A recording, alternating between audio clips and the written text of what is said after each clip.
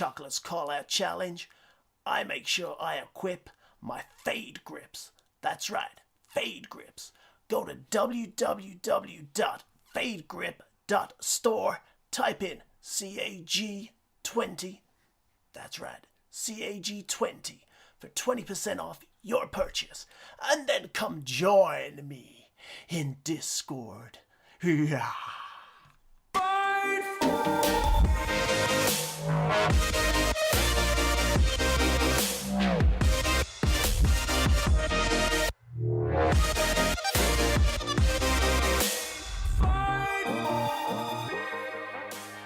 Hello everyone and welcome to episode 32 of Cross Atlantic Gaming. I'm your host Risky the Kid, and joining me this week are my co-hosts Doc, H1X1. Hey, what's up? Chocolate Bear. Hello mates. Oi. And joining us in our rotating fourth chair, community member Kabosky. Hey guys, how's it going? Not bad. Welcome back to the show, Cabo. Thanks for having me again, guys. I didn't mess it up last time. On. Yeah, no jet engines. We were promised. No jet engines, no profanity. All right, that's what we're looking for. No. How's that Switch doing? Cabo still pristine? Is it clean yet? It's cleaned. In case you couldn't tell, that wasn't Chocolate saying hello. I thought it was pretty good impersonation. That was pretty spot on. I thought he was here, so. So, Chocolate might be hopping in at some point. He's a loose cannon. We really never know. So, can't fit him in. Yeah. But we're still going to make him in charge of some of this housekeeping here. So we have some contests going on, or at least one contest going on, and one that's going to air today. But the Snapshot contest, it's the end of the month, so we do have a winner for that. And I'm going to pass it over to Chocolate Bear, who's going to chime in and tell you about who won. So the winner of the Snapchat contest was Damperd on Battlefield 5, murking everybody. And a close second, unfortunately, was 10,000 Fists with his fantastic drive over, being run over. God, this cold is killing me. 10,001 in my heart. And in my mind. But not on the sheet. Hello guys, it was Dan Part. He did the good shooting and stuff. Perfect. I just got back from the loo. I'm going to have me a hobnob. Oh, but I put the hobnob in my bum. Oh. All right, so congrats again to Dan Pod. You guys really need to step it up because Dan is just running away with these contests. Do better, Cabo. I will say Thousand Fist had a couple unintentionally funny videos that he put on there where he hopped out of the back of a buggy in PUBG, and then the buggy continued to keep going and then run him over and kill him. That is impressive. So, it was pretty great, I gotta say. So shout out to Thousand on that one. All right. Up next, we recently sent out all the codes. Well, Chocolate did for our Secret Santa.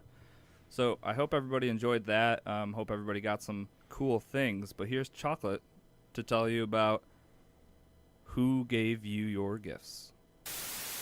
Maldo Rob gifted Mellify. Risky the Kid got Moose. Mellified got Risky the Kid. Moose got Professor Pluto. Chin Doctor got Maldo Rob. Professor Pluto got Chin Doctor. Doc got Tropador. Tropador got Doc. Sweeney got Chaotic. And Chaotic got Sweeney. The end. Hello, guys.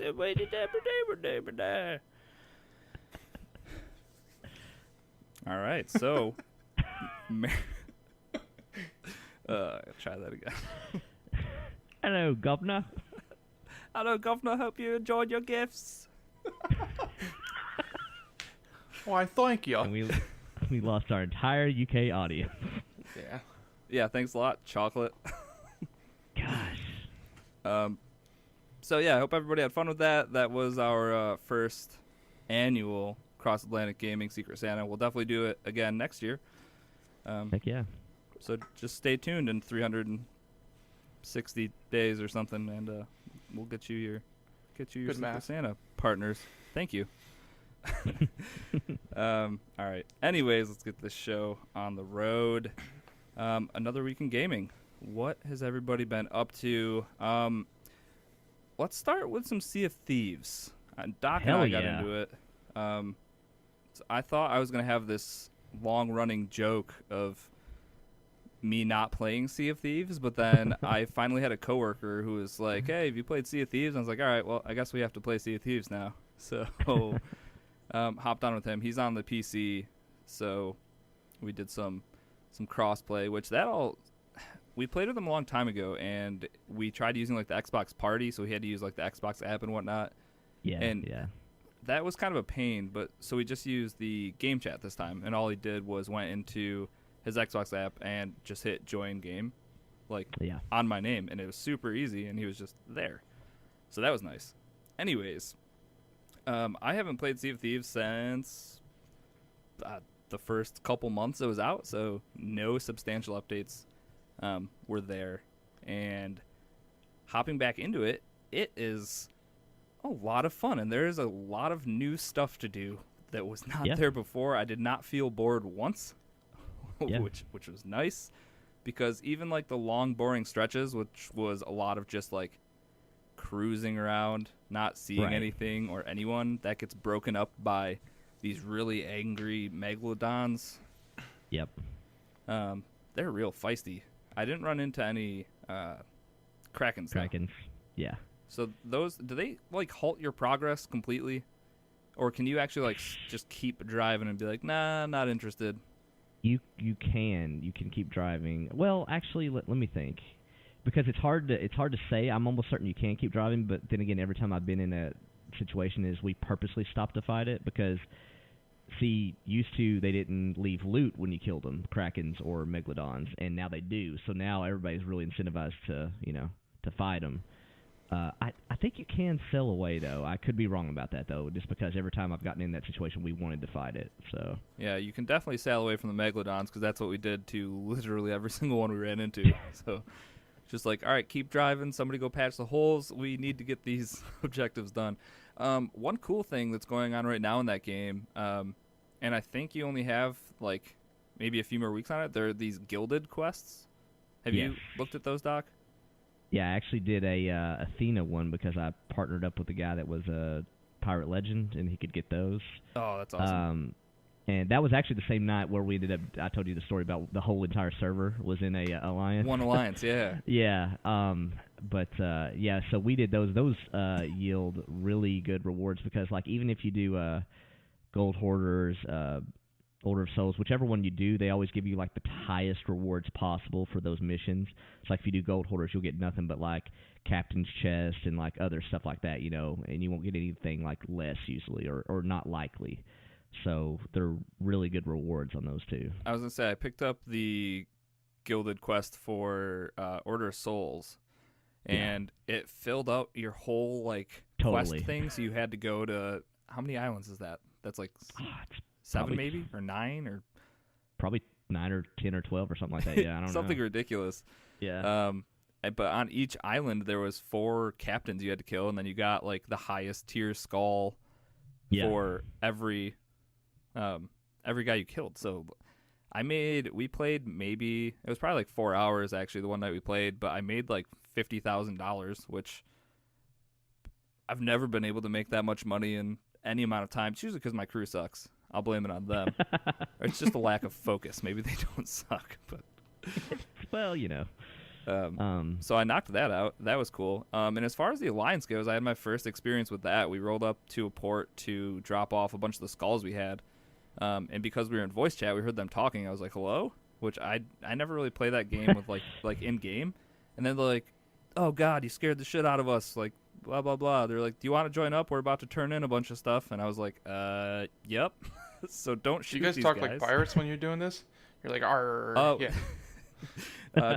Dan Pod was really into talking like a pirate the whole time, which I didn't expect from him. But yes, a lot of args and aye mateys. So I will say I think it anymore nowadays. I try to not do group chat when I'm in that game or party chat, because I do think it is a more fun experience if you can just talk and hear other people. And yeah. in like the megaphone thing, like to use that. Yeah, that's cool. Yeah, stuff like that. So I was going to ask you, Risky, did you get stuck in like a fog bank or see a skeleton ship when you were playing? Yeah, we saw quite a few skeleton ships. We had one of the it was a cannonball that made them all fall asleep. Yeah. So we hit their ship with one cannonball, and they all just fell over and went to bed, and then we just kept driving. I mean, thinking back on it, we probably should have like stopped, taken all their shit, and then left. But no, we just darted. Those skeleton ships are so fast, and they were just like circling us, shooting at us, and then somebody went and grabbed one of those sleeping cannonballs and just knocked them all out, put them all to sleep. It was great. So yeah, I did see a couple of them. It's cool seeing them off in the distance now because it's like, is that a real player? Is that a skeleton ship? The skeleton ships are way more like lit up with multicolored lights and stuff, so you definitely can tell. But yeah, so we did the one gilded quest, which if you're gonna do those, they just make sure you have a significant amount of time lined up because it's a lot of traveling, but it's a lot of loot, which is cool. And those are available for a couple more weeks, like I said.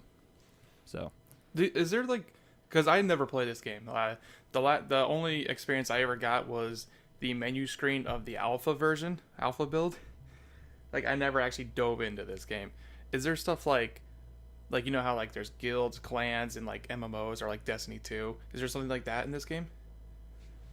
I mean, I wouldn't say necessarily structured because like you're only going to ever have, when you get into a game, you can only ever set it up to get up to 4 of you in a game. I mean, I guess you could get in the same server, but there's no way to pick that.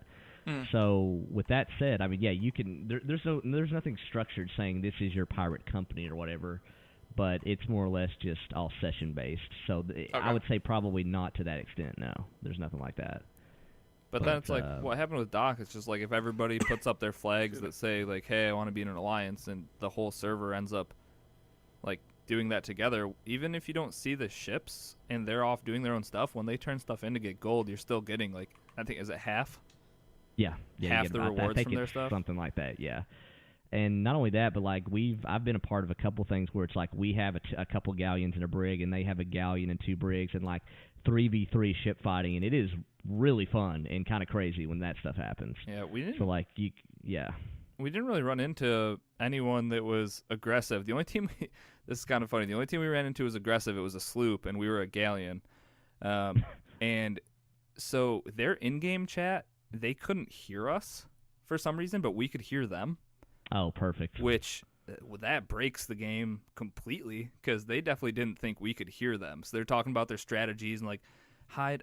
We got, what was it? Is there like a new chest that you get from the skull forts? It's like it's encased with like a rib cage of an animal. Yeah, that's a fortress. It's a skull fort chest. Okay. Yeah, basically, yeah. So they had that, and they're talking about where they're gonna put it. And so they're like, "Oh, there's people near us. Put that chest down behind or under the stairs or something." And so I hopped up on their boat and I killed them both. They had no idea I was there.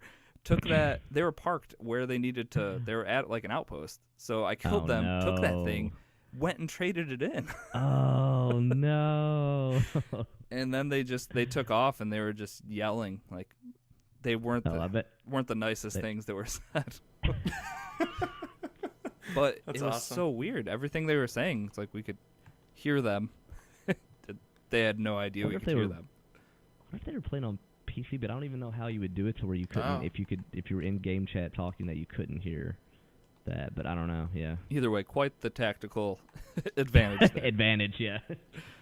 So yeah, I like all the new stuff there. They added a drum. No one told me they added a drum to the music.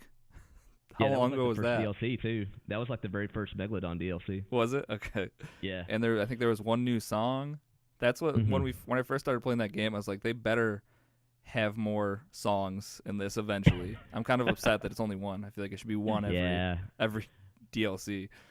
Yeah, true. But the amount of times there's just 3 of us standing in a circle playing instruments while somebody's dancing while we're just waiting to go hit an island. That's definitely still a thing. The game is still very much you make your own fun, I think. 100%, yeah. But there's just more ways to have that fun now. Yeah, it's a very polished sandbox, and they did another recent dev video where they talked about the stuff they're looking forward to adding this coming year.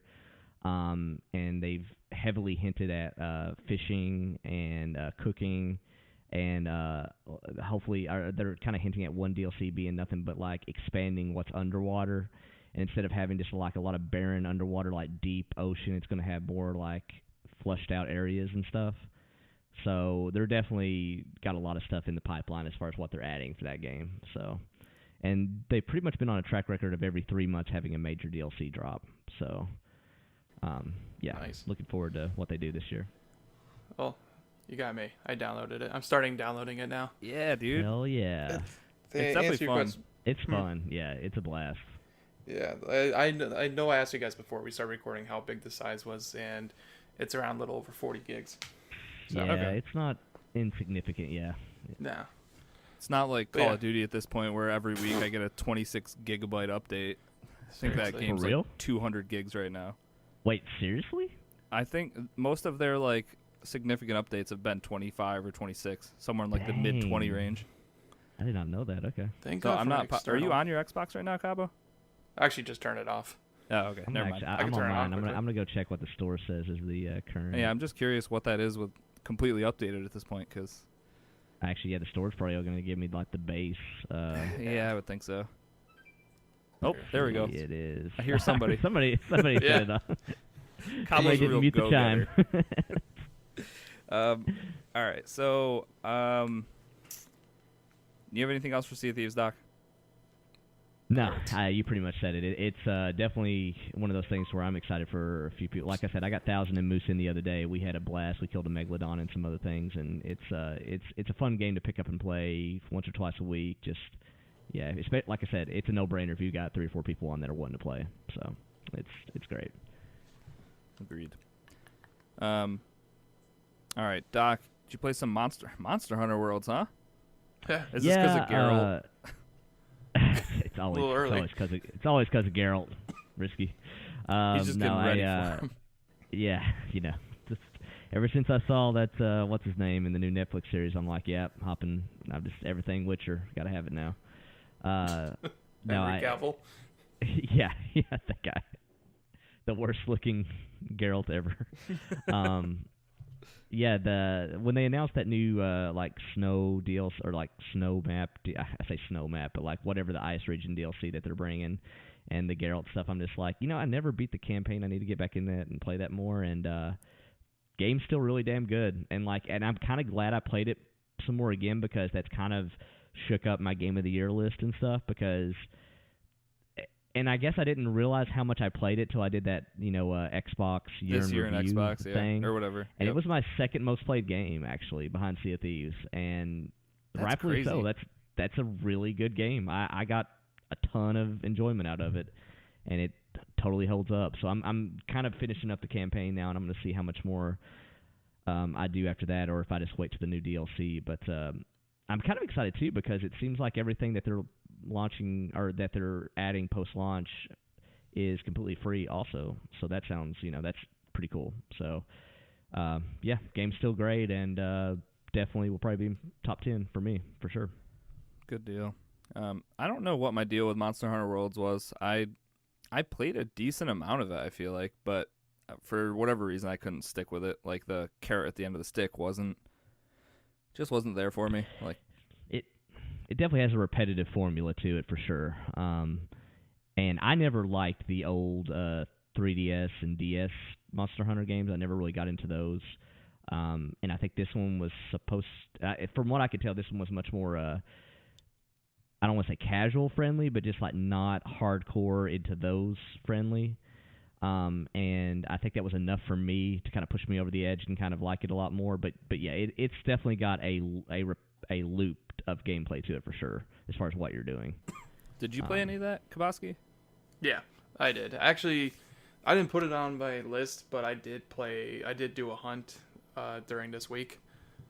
I just did like one hunt and then turned it off and I haven't played it since. But Do they have like weeklies and stuff in that game? no, I want to say, don't think so. I don't, maybe not. I don't know. They definitely have ongoing. I don't know. It's been so long since I've really because even when I hop back on, I just basically. Oh, sorry for knocking my mic. I basically just did like a got back into story missions, so I actually don't know. Yeah. Okay. Yeah, it's a lot of fun. It's just there were some like things that got really frustrated with the game. Like one time I was with a couple of people and we were trying to hunt like this. I don't know if it was like a dragon type of base monster, and we were just kept on fighting. We were definitely doing damage, and it just flew away on us. I was like, Yeah. come on.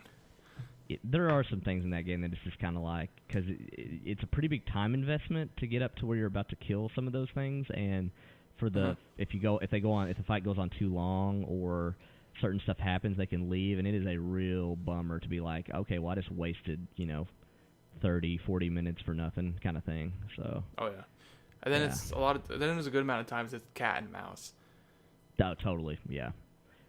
Just That's where actually like probably- it runs away and then you have to run to it and Yeah, just Yeah. chasing You're it. just chasing it the That's whole time. probably one of the things I like the least about it is that part, actually, to where it's just like going zone to zone, and you're just like, okay, please, just like, I don't care if you kill me, let's just figure this out one way or the other right here. Let's get this done. Like, Yeah, like you and me right in now. this. Yeah. But yeah, I Alright.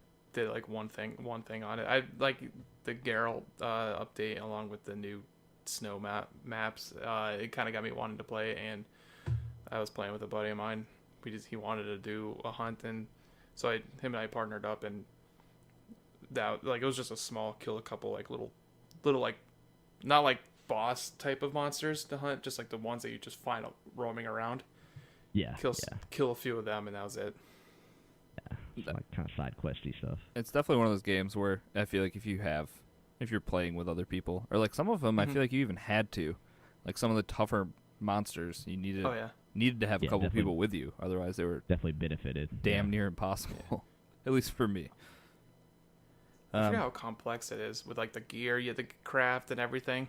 I think The that was stats that they probably have. a lot of that was just me not being able to wrap my head around it, or not taking the time to actually learn the minutia of that, all of the systems in that game, I guess. Yeah, it's some of it is definitely unnecessarily complex, and like some of the stuff is just downright they don't do well. Like I don't feel like the partying up and stuff in that game sometimes Oh is very my god, intuitive. that was awful. Yeah. And that's stuff that like I feel like they just kind of got some of that stuff wrong. Like they just did not implement it well. Yeah, you have to go to a But- job board to accept your friend's quest Yeah, to join it. yeah, it's not very streamlined for sure. But yeah, I don't know. It definitely has a lot of flaws, but I enjoyed it quite a bit though. It was definitely one of the better games I felt like come out this year for sure. All right. Well, moving on to some good games. I'm just kidding. That was an unnecessary shot. Get the riffraff out of the way. Kabosky, you dive back into the Division? Yeah, not dive back in. Actually, started up for the first time for Division. Oh wow. Huh. Yeah, Dang. a little late to the party, I know. So, A little bit. a The little second bit. one's coming out in a Like- couple months. Yeah, I was gonna Ubisoft say is like probably like, what is this demographic, and how do we tap this demographic of this guy that is just now playing? Like, It's one Pennsylvania what? man. That's the only person on this server. I don't understand. boy, I can't wait to play this. this is a fresh character. Well, that's cool then. I'd like to hear, like, what are your first thoughts on it? How are you? I like how it a you liking lot. Yeah, good. Gunplay is. I mean, it's not like the gunplay is pretty good. I wasn't expecting like for me to like take a while, like a little bit to hit them. Like there's still that Oh. bullet sponge, but it's not like the worst bullet sponge in the world. Yeah, Like it's still yeah. gonna take a few bullets to kill the guy. I like it a lot. The gameplay feels great. New York City looks nice, especially because now it's X enhanced. And it's the perfect time of year to be playing the Division because it's Christmas year Exactly. round in the Division. So talk about- Thematically, the perfect time. Yeah, right. And the quests, like the missions are pretty cool. And Ladonia and I did like some like the storyline missions, and it was like a blast playing with just like another person. Because I've been doing a lot of like the missions that they had solo, which you could party up, but when him and I were playing, it was just a lot of fun doing that. So, but what made me want to play the Division was because how I was starting to get interested in watching like videos of the Division 2, and yep. I just like Yeah. I was like I never played the first one, so I don't even know if I would even like it. So So you think you're They- gonna like the second one at this point then? yeah, Good. that's definitely one I'm gonna probably I most likely will pre-order when it gets closer. I know they have a beta coming out, maybe Yeah. next month or so. It's like January or February is when they have a beta coming out. I'm gonna play around with that to see how it looks and plays, even though if it's probably going to be the same as the first one. But most likely, closer to March, I'll probably pre-order it. Sounds like we'll definitely have a decent crew on there from Cross Atlantic that are looking forward to playing it too. So That's the thing. Like, if people are, I don't know, like the last taste that was left in your mouth from this game was a good one. So, like, people should be excited for the second one. I just hope that the starting off point here is a good one. It's not going to be another game that we're just waiting for a couple of years for it to be the game we wanted, which is an ongoing theme with some of this Ubisoft stuff. Yeah. So, we'll see. But, thankfully it was on Game Pass, so if anyone hasn't tried it out, was interested, it is on Game Pass, and I'd say it's worth a download. Yeah, definitely. Yeah, 100%. And it was. I don't know if we're going to mention it later, but there is that end of the year sale going on, and the game, like, it's kind of like that, like, it's the second one's coming out in 3 months. Why would I think about buying it? But for some reason that has been crossed my mind to just buy the game just to have it already. Right, yeah. Kind of thing, but I think I'm just going to hold off and just buy the second one and just keep the first one on Game Pass kind of thing. Did you get to a high enough level, or I don't even remember if there was level restrictions, but did you do any of the Dark Zone stuff? No, not yet. I am only level 10. Okay, so yeah. So I'm like near the bottom of the map. Right.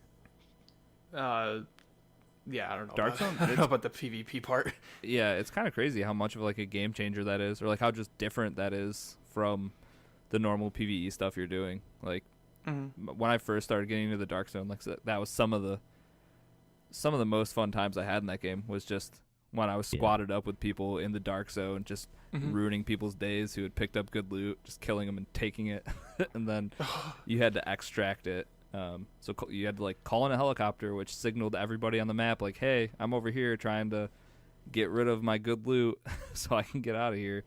And then you just get bum rushed. It was fun. It doesn't matter what levels like the people are against you, right? It's like you could be like, let's say for example, level 20, and here comes people level 30 coming in and just out like raffle stomping you at this rate, and you're just like, well, so much for that loot kind of thing. I think level does matter, actually. Yeah. They definitely have like tiers of zones, don't they? That's what it is. So okay. Yeah. You could stay in like the southern part of the zone, and then I just don't think there would be like some type of barrier keeping you out of that next tier up until you hit like level 20 or something like that, whatever it is, which is a good way to do it. But yeah, I don't know. I don't know if it's a separate instance. Maybe that's what it is, because if you think about it that way, then the people from the top zone could just walk down into your zone, which there's not going to be a lot of great loot in the Dark Zone down there, so there's no point in them really. It's just more just staying down there, troll kind of thing. It's like, if you're a dick, ganking, it's a good place to be. Just gonna good old World of Warcraft ganking days, yeah. Actually, what is like? I assume I know what it kind of is like. Just be a higher level, just out stomping like lower levels. But is that what ganking means? Yes, that's all that is. It's just like I think it originally came about from WoW, where people would literally just go to like. You'd have these people maxed out level going to like near starting zone areas, just killing low level players, just cause. Because why not? No incentive whatsoever. Yeah, they're not getting anything out of it just to be a dick, pretty much. With great power comes no responsibility whatsoever. Yeah. It's like that episode of South Park. Yeah, the World of Warcraft episode where like that one guy who's just destroys everyone just for fun. Such a good episode too. I know, that's my favorite. Yeah, but so good. I may dabble into Dark Zone. Some reason I feel like that might take a bad taste in my mouth. I kind of like the idea of like, oh, okay, here's being like 3 other people as a party, go in and take out this like really tough guy that if you were to go by yourself, he would just destroy you. But with 3 other people, it's an actual challenge, like a PvE kind of standpoint. But yeah. And that's the thing, like with the different classes, or not classes, but the different like abilities you could have and the way you could spec your armor and stuff, it really makes like team play super rewarding. If you have like a tank and somebody who just has like healing as their main thing, it's just it's a really good like shooter RPG.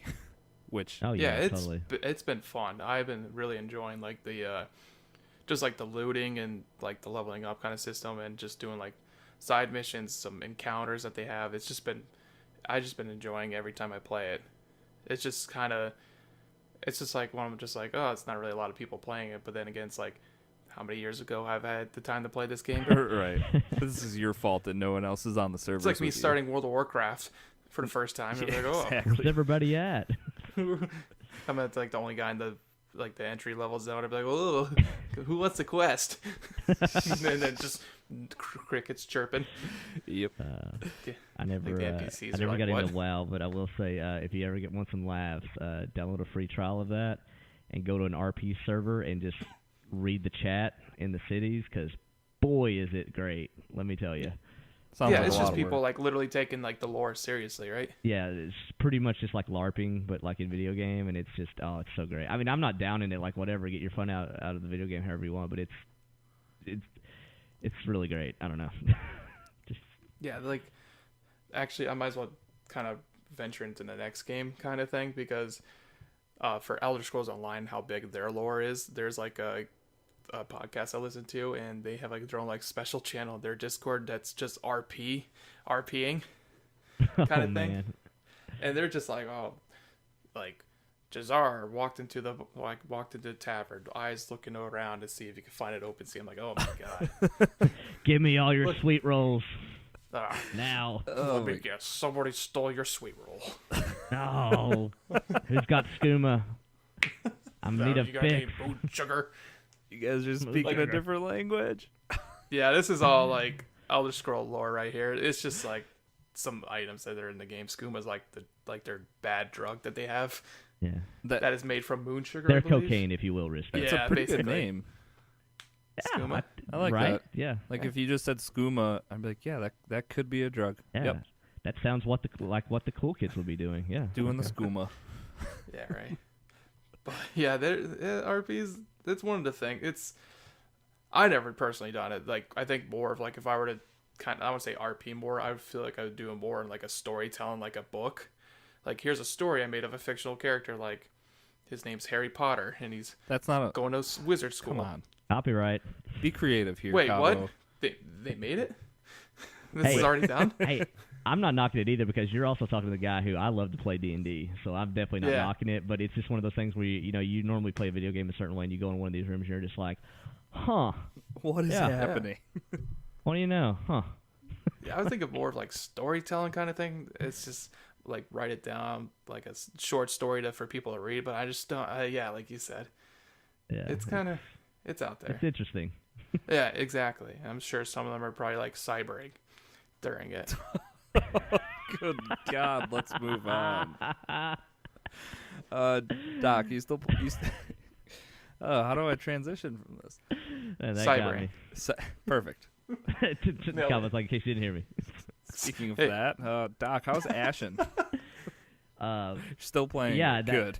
Yeah, this actually is a good reason to bring this up. Oh, good. So we had talked about Ashen and Below last week. I think I might not like Below, Risky. I might not be into that game. I haven't played it again I know since I did, so I don't know. Yeah, and maybe I just need to play it more. But Ashen has definitely been the one that I'm just like, this is a Dark Souls clone, but it's a really damn good Dark Souls clone. Like, they did it really well. Like, there's nothing about this game where you could be like, clearly that is what inspired everything about this game, but it's really good. That is a solid game, and if you have Game Pass, you even think you might like anything Dark Souls related, this is a no-brainer. I've gotten a lot further into it. Still trucking away. I think I'm probably close to halfway through that game now, if not more. But yeah, I'm having a great time. It's awesome. It reminds me. I know I keep saying it, but it just reminds me a lot of the way the Dark Souls games flow in terms of like the dungeons. Maybe not so much the boss fights, but definitely the aspect of using your lantern in these pitch black dungeons and stuff. But yeah, I continue to love that game a lot. It's really good. Have you played Yeah, it maybe- co-op yet? Actually, no, I still haven't. I've now I say that, but a lot of the times I've been playing it is with another player. I just don't know who they are. Just a random, you yeah. know? Yeah, because if your guy isn't AI controlled, it'll be another random if you allow that options and settings. But like I said before, you can put in a specific code like the Pokemon Let's Go game that you can work with your friend to get in the same game that way. But I've not done that yet though. But it would be probably a really fun game to do that with though, because co-op definitely makes that game much more enjoyable and easier for sure. Because especially early on, if you didn't have that AI co-op guy, it would be very, very tough. So, but yeah, I'm loving that game so far, and like I said, probably about 2/3 of the way through, probably. I think, at least from kind of the achievements I've seen and stuff like that. So, but yeah, Below might be one I come back to later though, because I don't think these two games are necessarily two good ones to try to complete at the same time, because they're just different enough to where I feel like Below is one of those games I would have to really devote to just that game for a good solid week or two in order to like really get into it more. So figure out everything that's going on. And yeah, because like Ashen's enough to where whether or not you've even played the Souls games before, you could pretty much figure out how stuff works, what's going on, how you need to progress through an area. I mean, heck, even Ashen even gives you quests, which Souls games don't even really give you side quests and stuff. This does. You know, even like, here's the area on the map, you need to go look for this. You know, it kind of leads you down a path, whereas Below, I'm feeling like, okay, I'm really going to need to, like, you know, maybe even take some notes and stuff, you know, here. Yeah, definitely. To kind of make some meaningful progression on that game. So, yeah. But no, Ashen's good, though. Probably going to hopefully beat that next week, maybe. Good deal. Nice. Did you play either of those, Cabo? Below or No. Ashen? No, I have not. Are they both Game Pass games, I'm assuming? Yeah. Mm-hmm. Okay. I'm not really a Dark Souls kind of person. I've tried Bloodborne. I've gotten murdered numerous times. And Love that game. Just got to the point where I just got like too frustrated. Yeah, so you know what kind of game this is. Ashen might not be for you. Yeah, it's that, yeah. So I wouldn't expect this to be much different in terms of your enjoyment out of it, probably, yeah. Yeah, it's I mean, I eventually may want to dabble back into like Bloodborne type of game, but it's just like I remember this one time it's just like going through like the first beginning part of the map, I guess you would say, like the first area, then you get to the boss fight. Almost single time fighting it, I almost beat it, and then it just got me, and I was like, I'm done. Yep. Because you start all over again. Whip that controller across the room and done. Yep. Out the window. Good deal. I put in some good time with Red Dead Redemption 2 again this week. I am now into Chapter 4, so we are moving slowly but surely. The story is ramping up, and I hate not being able to talk about this, but for the longest time, you have your like posse or whatever, and like it's like, how do you do all of these things, and everybody's just always comes out unscathed and fine. You finally lose a member of your crew, and obviously your like posse is huge, so it's one of these like 30 people that dies. Spoilers. But I feel like I really needed that, like something crazy to happen, because it's just kind of been like we're like superheroes and just nobody can stop us, and the one big happy family kind of thing. Right, Friendship and now wins all. And that's gonna be fine. Speaking of like the happy family thing, you like now I'm starting to see people around camp like having spats with each other and like fighting and like just having disagreements and stuff, and it's just we're taking a turn here, and I like it a lot where I think we're going. I moved into a new area. It's Saint Is that the Saint Bordeaux, or am I thinking of another game? Something like that, and it's like a big industrial city.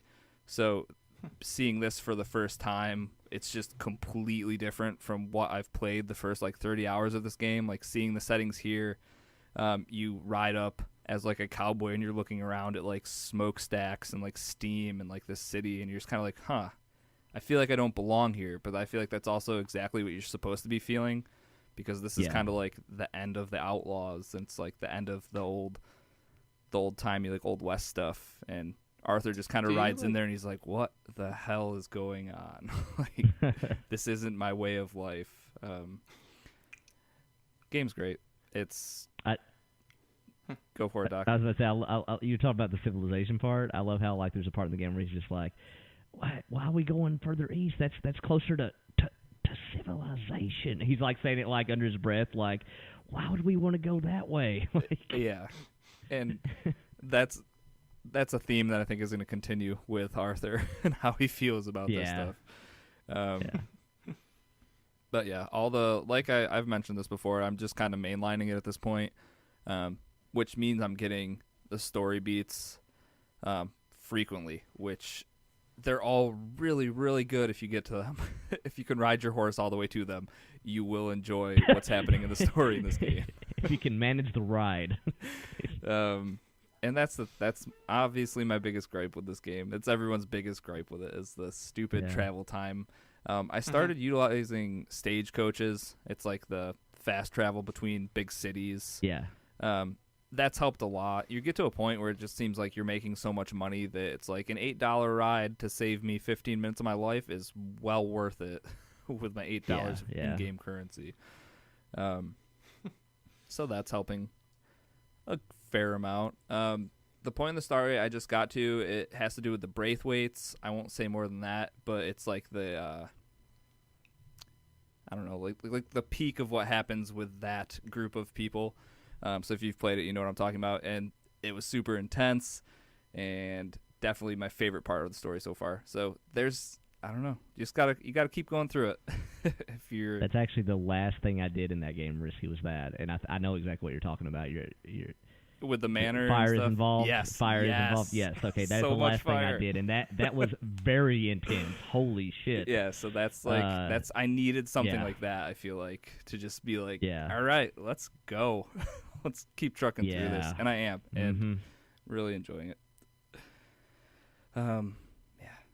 I'm really just trying to get through it for Game of the Year, and I hate phrasing it like that. Like I'm trying to get through it, but it's a long ass game, and if you get immersed in this game, it's gonna take you hundreds and hundreds of hours. And me, like most other people, don't have time for that.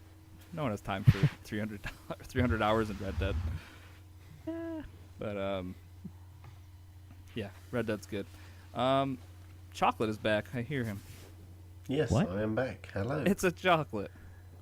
It's a chocolate miracle. Welcome back, chocolate. Hello. What have you been playing this week? That's where we're at, and you can go now because I just finished Red Dead. Thank you. That was good timing. So tell me all about Football Manager. I am dying to hear about it. You sound so sarcastic when you say that. I always am. I'm sorry. God damn it. Football Manager's great. So I've only played a few hours of it so far, and just trying to get your head around the buttons is ridiculous. I don't think it is definitely not made for the Switch. They utilise every single button on the Switch. It is so confusing. So confusing. I'm confused because when I think Football Manager, I'm just thinking of you like having just like players' names and where they need to go and like their positions and stuff. Like, what is so complex about this game that you don't just need a cursor and like an A button? Pretty much, that's it. Well, all right. Sounds like this is bad design decisions on their part. Oh, definitely, yeah. I should take a screenshot one day of the control system and pop it in Discord just for people to go, "What? You are joking? How many buttons?" So how's your football team doing then? It's, we're only in pre-season, so we did really well until we played a big team, and then we lost. So life sucks. You'll get there, guy. You'll get there. I might, or just like the real Manchester United manager, I might get sacked, or I should say the ex. Oh boy, is that in the Yeah. game? Like, wouldn't that be great in that game? Just like you're like halfway through the season, you're just really struggling, but like you're making small gains. Or just like, yeah, we fired you, and that's just like a game start over. Credits roll for the game. Yeah, credits roll. Could you imagine? It's a Football Manager Endgame. roguelike. Yeah, there you go. Perfect. It's a brand new genre. I think you guys are really gonna like it. It's great. The game uninstalls, and your punishment is to reinstall it. Oh, good God. You know what you did. Yeah, you know. You won't be buying that player again, will you? Yeah, so it's just Football Manager and FIFA. But I've got kind of family up So gaming has taken a real slow turn. It's a busy time of year. That makes sense for everybody. But yeah, Yeah. it is. So yeah, that's it. Pretty much not a lot. And I'm recording in the playroom, which I've just posted on Twitter and Instagram. Oh, I gotta check The that out. best Yeah, place so to I'm- record. Definitely. And I'm sitting in my son's teepee, which he got for his birthday a couple of days ago. Is that why your audio is so good? There's no echo. We should get Doc a teepee. Man, I need to get one of those. Yeah. Yeah, oh yeah. There's room for two, Doc. Oh boy, Oh, perfect. It's getting better by the minute. that Yeah. weekly We just need commute's teepees. gonna be a bitch. Could you imagine? Do what you gotta do for the podcast, you know. We're doing it. Take one live. for the team. Take it for the team. So what have I missed so far? Well, we gave you the opportunity games. to pre-record the snapshot contest and the Secret Santa and fill everybody in. So Fantastic. That was good of you. we look forward to hearing. Although it's gonna sound like we should have just heard it. This is weird. Yeah. Time travel again. You know that thing you just did, Chocolate? Yeah, we did that. It was really great. Oh, That was fantastic. Awesome. I like that one joke. It was good. We told everyone that we hope they enjoyed their gifts from their Secret Santas. Fantastic. I shall pre-record who got who. There it is. All right, Kabosky, you still have more games to talk about. Kingdom Hearts 2. Yep. Let's do that one. I got some questions for you, Kabosky, because I watched a YouTube video. Oh, boy. and I I'm got some confused. answers for you. I'll try my best. I watched a everything Kingdom Hearts up until 3 in 25 minutes, which I don't feel like 25 minutes was long enough for that person to explain what the hell I just listened to. Yeah, you're probably gonna need. Do to, like, you? have- Okay, serious question. Do you understand the story to Kingdom Hearts? No. All right. Okay, I feel Like better to an now. I feel better. like to an extent, kind of thing. Like I know where some characters play some roles at, but like like someone named Aqua, she's in there, and like why is she so important? Because I've seen Kingdom Hearts 3 trailers, and I know she's from a previous game, but when she comes in that trailer, and everyone's like, just quick note, I tend to watch reaction videos on this stuff, like how people react to like the games or whatever trailers, and like people are just geeking out of her appearance, and I'm like, Why? No, I don't know much about it. There's some stuff I could pick out here and there. Like there's a reason for a guy, one of the guys named Roxas. He's actually the main character, Sora's quote unquote nobody. Don't ask. I don't know what that even means. I don't even know It's what you like, just said, so yeah. It's like a heart, like the main, like the baddie kind of, the baddies are called Heartless, and I think like more like in depth, like Heartless is called a nobody. Like they're like stronger or something like that, and then when a nobody gets even stronger, they kind of take like a human form. All right. Don't ask. See, Again. Risky, what you don't know is once all the light leaves somebody's heart, they become heartless. Friendship. Thus, yeah. Oh. I probably got it completely wrong, but that's like my No, best actually, guess on it. I look. I just watched a 25-minute YouTube video. I don't know. It sounded right to me. Yeah, like I could say like, oh, when a meteor strike hit Donald Duck, and you're like, oh my god. There was a point on in that video, like 2 minutes in, where they're like, and these are called kingdoms of, thus the name Kingdom Hearts. And I'm just like, oh, okay. Yeah. Title, I get it. I always find it weird, like when like this is just off sidetrack, because as you said, like how like a video game or a movie, like they say like the title of the game or movie. Like I some reason I kind of like every now and then I tend to like geek out a little bit on it. Like my fiance and I were trying to catch up on the Hobbit movies before the Battle of the Five Armies came out, and we were watching the Desolation of Smaug, and they say it, and I'm like, oh my god, they said it. It's like in it's like Jack Ryan in Clear and Present Danger movie, and when the president towards the end of the movie goes, "This is a clear and present danger," and I'm like, "Oh, the movie! It's the movie." That's where the title comes from. Oh my He said god! it. He said the words. I'm pretty sure they did a skit on that in Family Guy. And Yeah. Peter said Probably. something like, oh, I guess I'm the Family Guy. And then he just looks at the camera, like slowly pans over at it. Yeah, I love that show. So So good. but that's probably like on the list I put here. It's probably my least played game. Is this your first Yeah, time playing it? No, I beat it way back on the PS2 Okay. time. I'm just replaying it on the PS4 because I'll probably just beat all the ones because I have the remixes and the prologue, and I'll probably play all those before the third one. What if I told not you by- there was a 25-minute YouTube video that could do all that for you? King Mickey would not approve. Fair enough. Yeah, right? That's all I'm saying. Such a heartless. Yeah. Cringe. Anyway, Don't want to be a nobody. Am I right, Kabosky? am I right? Oh Yeah. man. Up top. Yeah. So, no, like, yeah, they're great games. They really are. Story wise, I'll probably not have any clue about it. I try to pay attention, but in reality, they lose me because they kind of like backtrack to. They kind of show some scenes, and a lot of it is just like they reference like previous, like even like prologue to like the first Kingdom Hearts kind of thing, and I'm like, what the heck? But Yeah.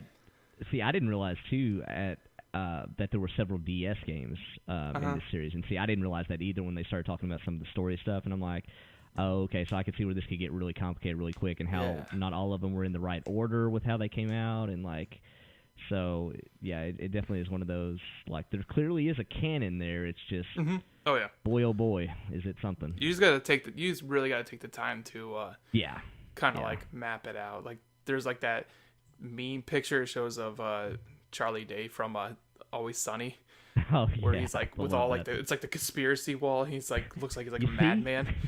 Like that is literally the most perfect meme to like be like, and here's someone explaining Kingdom Hearts storyline to you. It's to be fair, Kabosky, I'm the reason I watched that video is because I'm thinking really hard about getting this game and beating it, just so I can be like figure out what this kingdom, because there is a fan base for that game that is not insignificant or small. So I'm definitely thinking about this new one and trying it out. I won't be probably playing it day one. I will definitely be playing it. It's just I've been kind of like having like this funk of like not really interested in playing single player games lately. I just been kind of like during the time like I would play it, I'd be like, I'd rather be playing this instead. And it would be like either The Division or Destiny 2, one or the other. I just rather be playing like some multiplayer game for some reason lately. Yeah, it's just been grabbing my attention more. So, story of my life. Yeah, I'm playing this, but I really wish I was just playing Blackout, and that's all it is. It makes it so tough to play. Exactly. Like just something else. Man.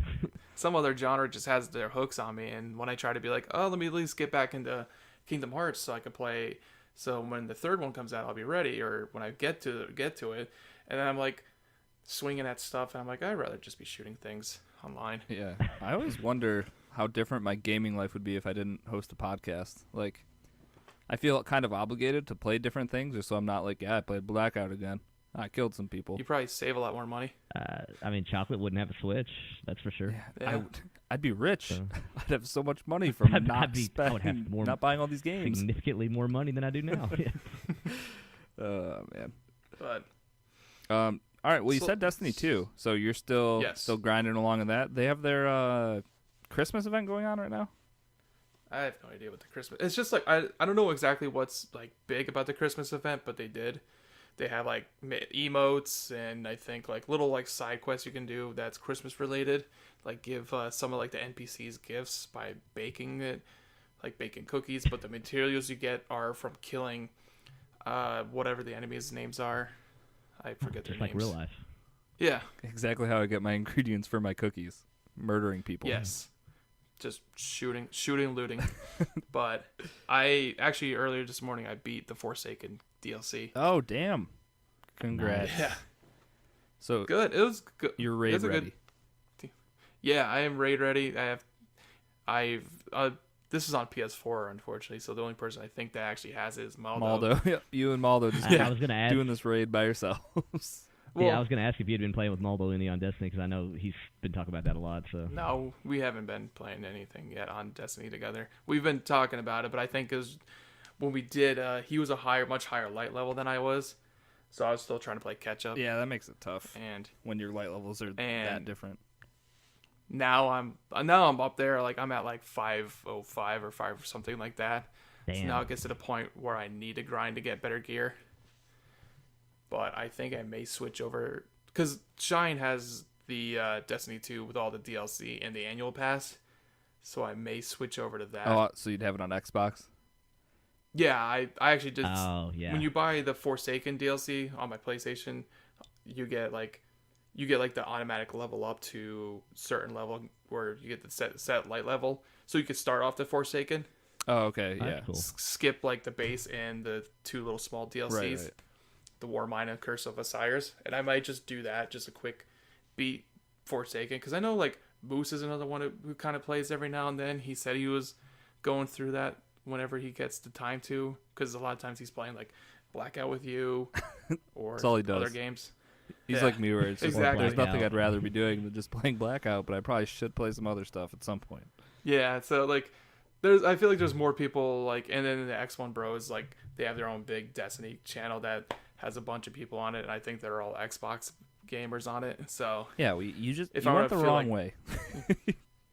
You messed up. Oh, I've got yeah. I've got this crazy idea, guys. I'm gonna introduce a thing called crossplay, and I'm gonna talk to Bungie, and all these games are gonna talk to each other, and we're gonna be able to play with each other. Going into Jeez. beta in 2025. Yeah. $1 million idea. Can't believe no one Yeah, it thought of would've that. Right? $1 million idea right there. But I never did a raid yet in that game. That I hurts know. my heart. It's That I have really just- is the pinnacle of that game, in my opinion. know. 100%. It's so tough, but it's so rewarding, that Oh, I feeling when know. you complete it. I did a Gambit for the first time this morning after I beat the Destiny Forsaken. How's that? Do you like that 'Cause mode? That sounds cool. It's not bad. I kind of like, that's where I feel like I would definitely like the raids, because I like kind of like the PvE kind of aspect. I don't want to be relied on when it comes to killing enemies and they're just smoking me really bad. I mean, Call of Duty is a much different thing. You just hit them like 3 or 4 times and they're dead. It's just more of like who gets there first on the weapons, instead of like, oh, you have to make sure your gear is like a perfect set of gear and Right. much more stronger, light level kind of thing. Yeah. Where like if the person who I'm playing against who has grinded to a better gear than me, most likely will win, because his stuff may be stronger than mine. Right. I just, that one kind of like turns me off a little bit on it, because I just feel like, ah, crap, I have like the crappiest gear. Or For some I'm reason, called I the- thought it was just when the Iron Banner was around that was the only time that like light level and gear was relevant I for could be PvP. wrong. Yeah. So maybe you're just bad, Kabosky. Well, maybe. you're not wrong, but certain guns, when they have certain abilities, it definitely does give you an edge. Oh, 'cause in the random PvP rolls are encounter, back. so. Yeah, because like there are definitely times where it's like, you'll get a whatever random perk, but like they definitely do make a difference in those like fights where it's like a millisecond difference is going to be, because like you end the fight and that guy's dead and you've got a sliver of health left, and it could really come down to you if you've got the gun with the certain Well, that perks was and stuff. yeah, so. that's definitely true, because back in the day they used to have the shotguns where if it rolled the right 3 perks, it had like the range Right. of an assault rifle. So it's like if anyone had Yeah. that, they were just broken. yeah, completely broken.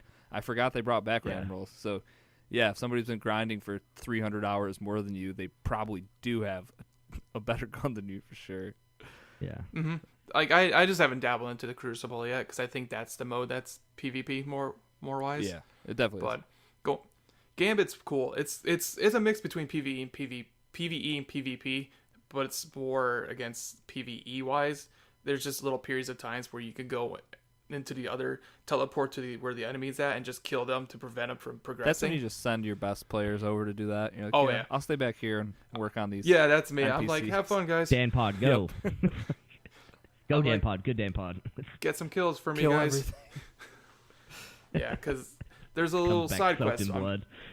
Yeah, there's a little side quest I'm trying to do in Destiny 2 where, spoiler alert, with Kate 6, and you have to like play Gambit matches and kill like enemies with a hand cannon. I think you get a hand like his The Kate Ace 6 of hand Spades? cannon. Yeah. Yeah, He's my favorite character. I can't see what they would do with him in Destiny 3. yeah, Good luck. right. What? So What's up, guys? What's so funny? Nothing. Sorry. Okay. I'll definitely be there. but yeah, that's about it with Destiny 2. I probably will go on towards the Xbox side, play that more, since majority of the people that we know played on that platform. Right. Good idea. The last game I played this week. Did you have something, Doc? I was going to actually ask you guys real quick. Maybe you know and I don't. Is the Anthem, correct me if I'm wrong, that does not have PvP when it launches, right? I don't think so. No idea. I don't think I've heard anything about PvP for that game. Yeah. So now, if that's the case, is that more of a pro in your opinion, Kabosky, in terms of like maybe there's more other stuff instead of PvP? Yeah, if Okay, there's more good. like cooperative, like kind of like gameplay wise, where it's like cooperative against like just like an AI Like enemy. raids. Yeah, exactly. Yeah. I think you're speaking something to me. Yeah, I think you should probably go play some raids in Destiny since it's right up your alley and it's the best part of Destiny. I know. I need to find people that are willing to like deal with like someone who's never done them before. Dude, at least thing, because when I left LFGs. when I left the Destiny community, they were some of like the nicest, like most helpful people. If you find Okay. Well, and they love Sherpaing people through raids, just like so they can have their first experience in raids. So you could definitely find people. Yeah, Well, that don't suck. Go ahead. well, I was about to say not even LFGs, but didn't Destiny 2 introduce the whole official in-game Sherpa There thing is, to yeah. where you could? There's matchmaking now yeah. for it. So. Yeah, because you could literally find a clan like you're like an individual person. You can team up with like 5 clan members to essentially guide you through one, basically. Okay. Yeah, So, like yeah. that's definitely like one of the things, like, because I feel like when it comes to, like a point where like if you were playing Destiny 2 since the very beginning, and or like someone like me who just kind of started playing now, like shortly after the Forsaken came out, and I'm starting to do all the like just like the base game raids or like the Curse of Osiris raids or Warmind raids, I just feel like there would be like the people like cursing me out because I'm like, you're not standing on this I think they're like raids are like you do all these like side stuff while the main boss is there, like, oh, he's invisible, he's like invulnerable, step on these platforms to deactivate the invulnerability kind of thing. It's a lot of that, and I've had plenty of times where the weak link you just want to like cuss them out and kick them out of the party. It could definitely be a friendship ruining game.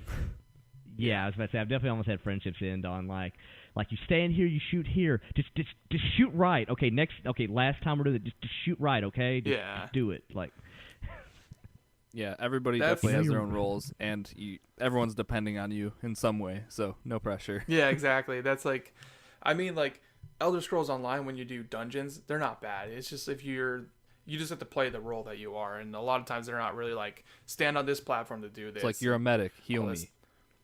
Exactly, yeah, like if you're off like 2 seconds, it's all ruined or whatever. Like why? Yeah, it can go south really quick if you're like, let's say your healer's not really doing much, or some reason your tank's not pulling aggro, and like for some reason your healer's actually pulling aggro, kind of thing. It's like it could go south really quick. Right. Yeah. I do feel like too, like my wife had walked in and was watching me finish up a raid one time. And of course, I have headphones on, so you can't hear what's on the screen. But like, she could just hear what I was saying on the mic. And she was telling me afterwards how like it was the most bizarre thing ever because it was on the first raid on Destiny 2, and I was just like, we were at that the part where you have to shoot the colored button for the guy to run through the section of the ring. Yeah, and it was just like, okay, bottom dog, okay, right, okay. Top circle, bottom dog, and she's just like, "What are you playing?" Like, it's like, what are you talking about? I'm like, yeah, I guess that does sound kind of weird. And that's when they're like, "Can you just pause it for a second? I have something to say." And you're like, "Don't even get me started about how I can't pause this online game." It's like, yeah, also not an option. Like, turns out. It's like, no, here, look, I hit start, and it just brings up your inventory, and everything's still happening. I'm just dead now. Yeah, I still got shot. Now everyone's screaming at me. Now everybody's mad at me. Thanks. Good stuff. Yeah, definitely get into some raids. Well worth the time and effort. More of the story. Yeah. The last game I was going to talk about that I got into, which I only got into it this morning because Moose has been pestering me to buy this game. The last time this happened, it was 9 Parchments, and we all know how that went. But game of the year. Have you even touched it? I picked up. I played like the first level of it, and then I finally linked up with Moose to play it, and then we played Fortnite on our Switches instead. Oh, good. So, as you do. So yeah, we tried. But I told him that if the Messenger ever went on sale, I'd pick it up, and it went on sale for 15% and saved me a whopping $3. So I figured I would download it. I kind of was put off by the art style. It's definitely old, retro-y. Old and retro-y. But the gameplay is actually really good. It's just a platformer with combat. Like, as right now, I just have a sword. You can double jump by so you can jump up and then hit somebody and then jump after that. So it's not like you can just double jump, but if you jump up, hit somebody with the sword, you can then jump again. I forget what it's called. But it's definitely just standard platformer fare, I would say. But it's good. The combat's really good. It's simple. But when you get to like a boss level, it's really turned up a notch. I'm like the third boss into it at this point, and maybe did that 4 or 5 times, and I just can't figure out the patterns for the life of me, or like what's going to happen next. Or when I do, it's like then he's going to do something else that I haven't seen yet and destroy me. The game is also pretty self-aware of itself. Like it's got some stupid like fourth wall breaking humor, which I don't love. Like the shopkeeper at one point was like, "Whoa, that was way too much text for this little text box," and I was like, you know that there's a text box above you, huh? Great. Just what I want to hear. And when I first saw him, he's like, "Yeah, I'm a shopkeeper. I've got like upgrades and stuff for you." Then, yep, I think that's what a shopkeeper does. And it's just kind of like, all right, well, this humor is kind of killing it for me. But getting a little old real quick. Yeah, and like there was a few times where he has been funny because some of the options it'll be like upgrade or like buy an upgrade, ask for a story or like chat, and if you click that stuff, I was like, tell me a story. And he's like, don't you have better things to be doing, like saving the world or whatever? And it's like, no, just tell me a story. So he tells you this big long story that just has, it was probably like 15 different text boxes I had to scroll through. Just a random ass story about nothing. And then your guy's like, so what did that have to do with what I'm doing here? He's like, nothing. You asked for a story. And yep, that you leave it at that. So there's lots of interactions like that with the shopkeeper. You can always ask him for a story. But they have nothing to do with the game at all. So that's kind of weird. Nice. The overall gameplay is good though, and there is upgrades. You're collecting little gems when you like kill enemies, or they're just kind of like floating around in the map. You can get to those. You can upgrade things like just extra health, or being able to like speed dash. That's one of them. And then I just unlocked a wingsuit, which kind of sounds weird, but it slows down if you're falling, just slows down your speed of how fast you're falling, so you can get across things that you might not have been able to get across before. I don't know. It's good so far. It's definitely a good, if you're into platformers, it's good. Not brutally hard yet, except for this boss fight I'm stuck on. I hadn't really got hung up on much before that. But yeah, that's the messenger. If you're looking for a good platformer with some combat, not too bad. I think it's $17 right now. So yeah, All right. yeah, it's Nice. great. All right. Last, Cabo, you're playing some Switch games. Super Smash Bros. Yeah. You loving it? Super Smash Brothers, and the last one would be Skyrim on the Switch. Start with either one. Super Smash Brothers, same as any other ones, just newer. All the characters are there, but you have to unlock them, and there's a huge amount of maps to fight off of.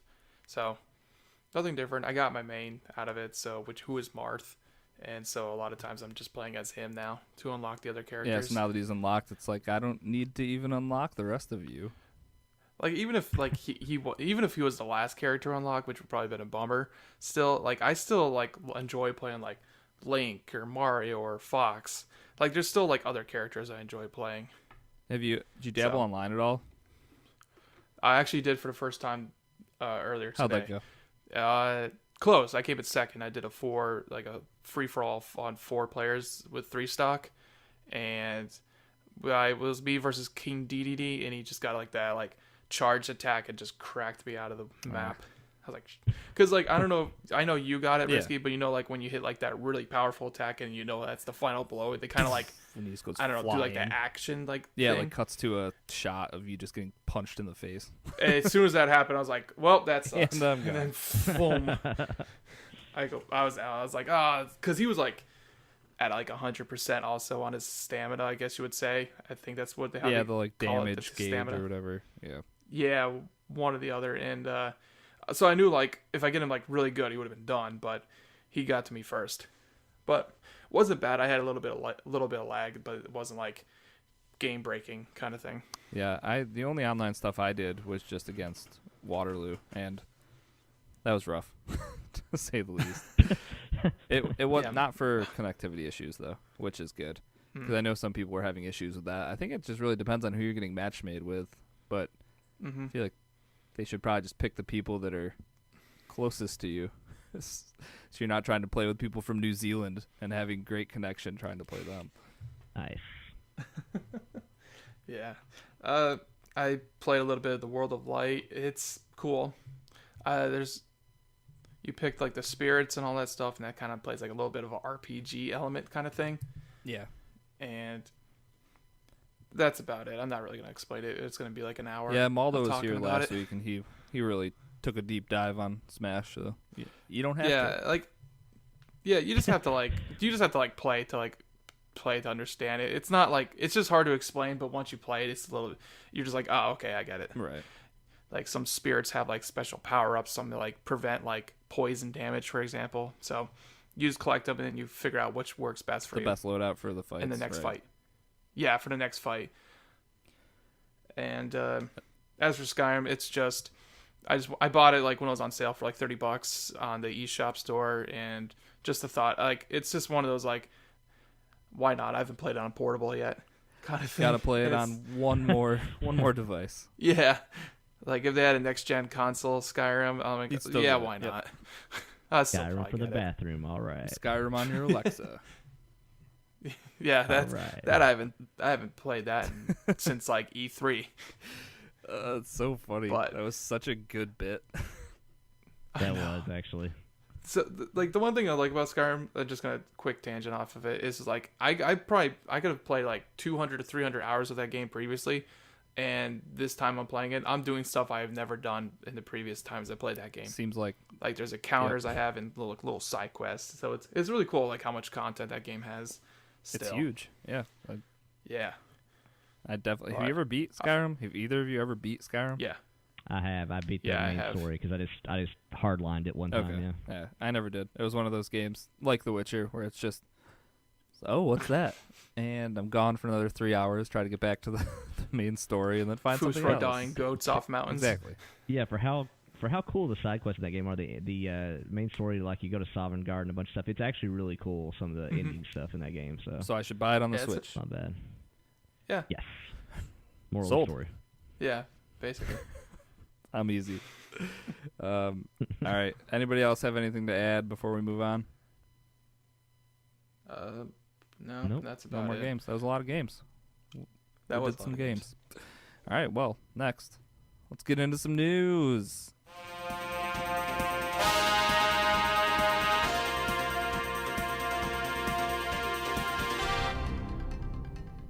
All right, Doc, what is in the news this week? Not a Good. lot. Let's see. We're gonna start with Respawn, makers of Titanfall. They have some job listings up, which specifically outline Titanfall 3, which I don't know if anybody was actually surprised by the fact that they're making a Titanfall 3. Not at all. EA just bought them, and I'm assuming they didn't buy them just to not do anything with that Bought them IP. to shut them down. Yeah. Well, so they're finishing up that Star Wars game right now, which I don't think we've learned anything new about it yet. But I think they said it was slotted for the end of 2019. So I'm assuming anything Titanfall 3 related will be at the earliest 2020, if not later. That's sad. Okay. Titanfall 2 is so good. So Yeah. goddamn. You guys play the campaign? Yes. Because it's excellent. Yeah. That had and the one of the multiplayer. best gunplay mechanics. For sure. As Oh, far as yeah. gunplay goes, I don't know if 100%. anything beats it still. It's Movement. It's got the fluidity of Call of Duty with really good parkour and all that stuff. So I mean, it's a lot of elements tied together that feel really it was good. the one game where it was like Call of Duty. I was like, stop doing jetpacks and jumping around and stuff. But it's like Titanfall wouldn't be Titanfall if you didn't have the boosts and 100%. grapples and stuff. Yeah, 100%. So yeah, hopefully when Titanfall 3 releases in 2021, they don't release it after a week after Battlefield and a week before Call of Duty this time. I'll still buy it anyways. Yeah, All three of those games got purchased that year. Back to back to back. back to back. Moving on. Gang Beasts finally got a release date for Xbox, January 23rd. And pre-order will go live on the 9th, and then you get a 20% discount if you pre-order it. I cannot wait for this game to be out on Xbox, especially for community plays and stuff. Yeah, Quick it question. looks ridiculous. Is that from the makers of Human Fall Right? Flat? I actually don't think it is, but it is totally 100% that style of character model and movement and stuff. Just yeah. like ragdoll grabbing everyone. Actually, and maybe it is, because that's like way too close for it not to be almost. Who knows? Maybe Maybe not. Yeah. The developer of this game is called Bone Loaf. Fitting New for some favorite reason. dev name right there. Bone That is Loaf. epic. Yeah, Gang Beasts looks I like work at Bone Loaf LLC. apparently. There's my business card. Yeah, Gang Beasts looks fun though, definitely. Yeah, that'll be a great community play because it's just hilarious. Some of the levels, like that one of the levels, because it's like it's wonky controls and like you can hang on to other people and stuff. So you'll have a level where you're fighting on top of semi trucks on a freeway, and somebody's hanging onto the edge of a rearview mirror on the semi truck, or there's a level like there's these spike grinding, like meat grinding gears, and like you're dumping people into them and stuff. Like it's hilarious. So I can't wait for us to get a group together on that. That's just 4 players, right? At the max count, or is it more than that? I believe so. Well, for some reason I thought it was 4. PC, I know you can probably do more. I just feel like I've watched some streams that had more. Maybe not, but yeah, actually, I don't know one way or the other. I think it's probably 4 though. Looks good either way. But yeah, we talked about before. Paladins was talking about doing cross-play, cross-progression. It will come in patch 2.01, which is scheduled for mid-January, and will have cross-play, cross-progression for PC, Mac, Xbox One, and Switch. So that's something that's definitely got me interested in getting into that now, because again, any cross-play, cross-platform game to me is on the Switch is a mobile Xbox game at that point. So is some of that out now? Because in my Switch section for Paladins, I have a bunch of stuff that says purchased already, like the Founders Pack and stuff. If I'm not mistaken, I can check, but it might be, because I know I think we they're talked slowly about it. Weaning it into it. I guess I've seen some stuff Maybe. on some patch notes where it's kind of said stuff about cross progression. so maybe that stuff your purchases are there, Maybe but some the of that. cross-play stuff might be coming later. Yeah. Maybe. Well, 'cause it crossplay is was in there. Oh, okay. Oh, so never mind. It might be live then, because I just know on the site they had this big FAQ section about all this stuff, and it was like coming mid-January, but it very well could. It probably is live already, because we talked about it like a month ago that it was announced or whatever. Crossplay has been there since the Switch version came out. It's just the cross progression, I think, is what's Oh, new. So is anything that was purchased, we think- couldn't actually. Yeah, get a I think hold they're of. just slowly but surely just adding stuff into it now. I think they're just trying to get ready so when 2.01 comes out, it's a smooth sailing situation. Yeah, so it Oh, says okay, I opened up gotcha. my Switch quick, but I have the Champions Pack, the Paladin Season Pass, that stuff's all already purchased, which I definitely didn't get Okay. on my Switch. So Okay, that's cool. maybe it That's there. Pretty much is there. Yeah. I mean, that's cool. Another game, cross-play, cross-progression. Yeah, Destiny. What's up? Let's make it happen. Where's Great. Destiny on the Switch? I know Maldo and people like that would be much happier if that was the case. So Oh yeah. let's see. Last story here. Because Fallout. Hey, some good news about Fallout 76. Not a bad news story. We got some good news for Fallout 76. Anyone who logged into the full release of Fallout 76 in 2018 will receive an entitlement for Fallout Classic Collection on PC. This applies to Xbox One and PS4 players also. The entitlement is expected to go live early January. The Classic Collection includes Fallout 1, 2, and Tactics, which is all PC games. Hey, free games. So, yeah, sure. I mean, I didn't even particularly have any big problems with it, so that's a bonus. So, Short and sweet on the news. I'd love it. Yeah, not much. Holidays. What are you gonna do? Not going to talk about the news. That's what. All right. And then lastly, we had, well, not quite lastly, but new games for the week. Cabo, tell us what's coming out this week. Well, since how there's like no really news this week, there's also no games. Yep. That came out this week, which makes sense. But the holidays, Christmas actually being like next week for us, like in 2 days. So I'm not surprised that any developer didn't put a game out. So there's no new games coming out this week. But this week we also did find out the games with gold for January, which I know a lot of us have been kind of excited for, because on the Xbox One side we're getting Celeste, which was a Game of the Year contender. It won. It won indie, Best right? Indie, yeah. Oh, yeah. I was saying Game of the Year in general. Oh, yes. Which that was God of War. Oh, right, yeah. So that comes out on the 1st of January. So next week we'll be able to play Celeste. I beat that that's a good game. one. It's great. Definitely play it, especially since it's free. There we go. All right. I know. I always wanted to get that one for the Switch, but that's where I played it. Can't say no to being free. Yeah. Free. How lengthy is that game? Risky. How many hours? 10, you played it? I think, is what I clocked. Okay, so that's not bad.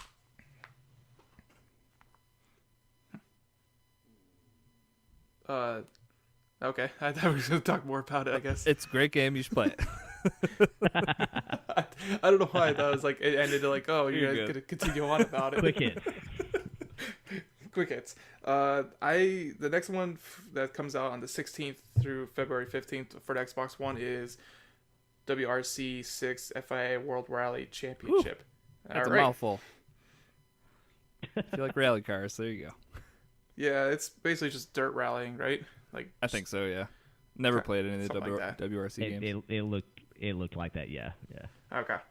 Well, that comes out on the 16th of January, and you got it till the 15th of February to claim that. And Celeste is all January for you to collect. For the 360, you're going to get Lara Croft and the Guardian of Light, which will be for the first half of January. And you're also going to get Far Cry 2 from the second half of January. But that one, the only one, Far Cry 2, that's one I did play. I only played 3 on. So anything before that, I really didn't play.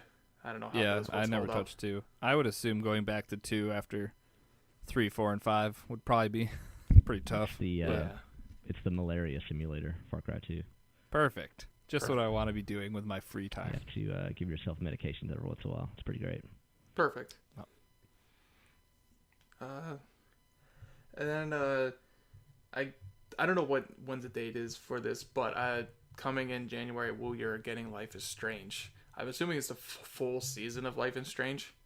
Oh no, that's actually already out in Game Pass. It just got a sneak announced a couple days ago. Oh, okay. Yeah. I guess I was going with the idea since it's with Games with Gold January. I thought that was for some reason included with like January bundle, I guess. Yeah, Doc, maybe you should have made it more specific when you filled it out. Actually, if you look at the tabbed lines, it is under its own one. So, by Life is Strange out now on Game Pass. international rules of tabbing, that is correct. Yes. My bad. How did I forget these rules of tabbing? Quick hit. God. Quick hits. That was it. All right, next up, this is our monthly mailbag episode, the special. Yeah. What was I even trying to say? The special one. Oh, Jesus. Sounds wrong. Yeah. This went downhill quick.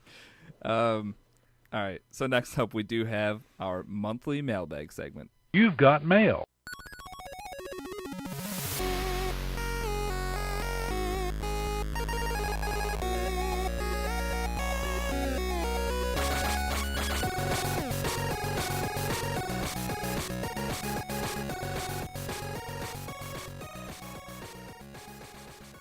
All right, so the monthly mailbag is here, just in time for Christmas. All right, first up, what was the best game system or gaming-related gift you have gotten? Paint me a picture. And that one comes in from Moose. So, first off, Chocolate, welcome back. Hello. You disappeared again for child duties. It happens. We've all got the lurgy. But now for every one of these questions, I'm going to start with you. Oh, That's fantastic. your punishment. So, what was the best game system or gaming-related gift you've gotten for Christmas? My best one was the PlayStation 2. I bought it. Good system. Good one. But you say that. Yeah, I bought it from me to me. Oh, Those well, are the best Christmas gifts, though. not the biggest surprise, maybe. Yeah, and I didn't quite wrap it either, but When you have unlimited money, you can just have everything you want. So when Chocolate says Christmas present, we're very loosely using the term Christmas present here. you guys have Christmas Eve presents, don't you? I just bought myself a Christmas Eve box. It came wrapped in a GameStop bag. Yeah, it was fine. It was fine. Yes, I treated myself to a PlayStation 2. Good deal. Not bad. Cabo, how about you? I'm going to do one of each for the system and game. The best system I got was probably the N64. What I got for Yes. Christmas. Took my answer. Yep. Oh, took my answer.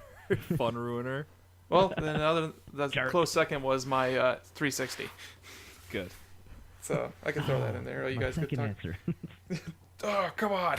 Good God.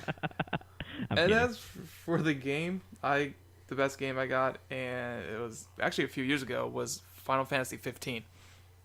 Nice. That game was fantastic, so I got that for Christmas from my fiance, and that was the first thing I did was just boot it up and just played it that whole day. She just gets you. Yes. I also just tell her what I want. I would say, or you very specifically told her exactly what to buy you. Honey, do you want to go to the grocery store and get me Final Fantasy 15? What'd you say? What? Unrelated, but while you're out. Well, And we no, also need like, some mayo for the Christmas is turkey coming soon. sandwiches. And how about you, Doc, besides your N64? Yeah, that was the system for sure, was the N64, because that was when I was starting to really get into gaming. Had the NES, had the SNES, but 64 was one of those where it's just like, you saw the commercial for Mario 64 and everything, you're just like, holy crap, like, that looks amazing. He's flying, he has wings on his hat, this is crazy. And yeah, that was the one where I got that game and just played the heck out of Super Mario 64. And Legend of Zelda 64 too was the game I got with it for the game story. And talk about a 1-2 combo for a Christmas. Right, 64 good with God.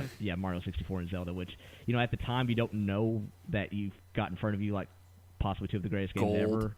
Yeah, Yeah. but speaking of gold, the cartridge for Legend of Zelda was the gold. Yeah, like it was just like when you boot up this game, it's just like, this is the pinnacle of video games. It will never be better. So, And now we're here. and now we're here with Fortnite. So it's great. Shots fired. Anyways, Had to start at some point.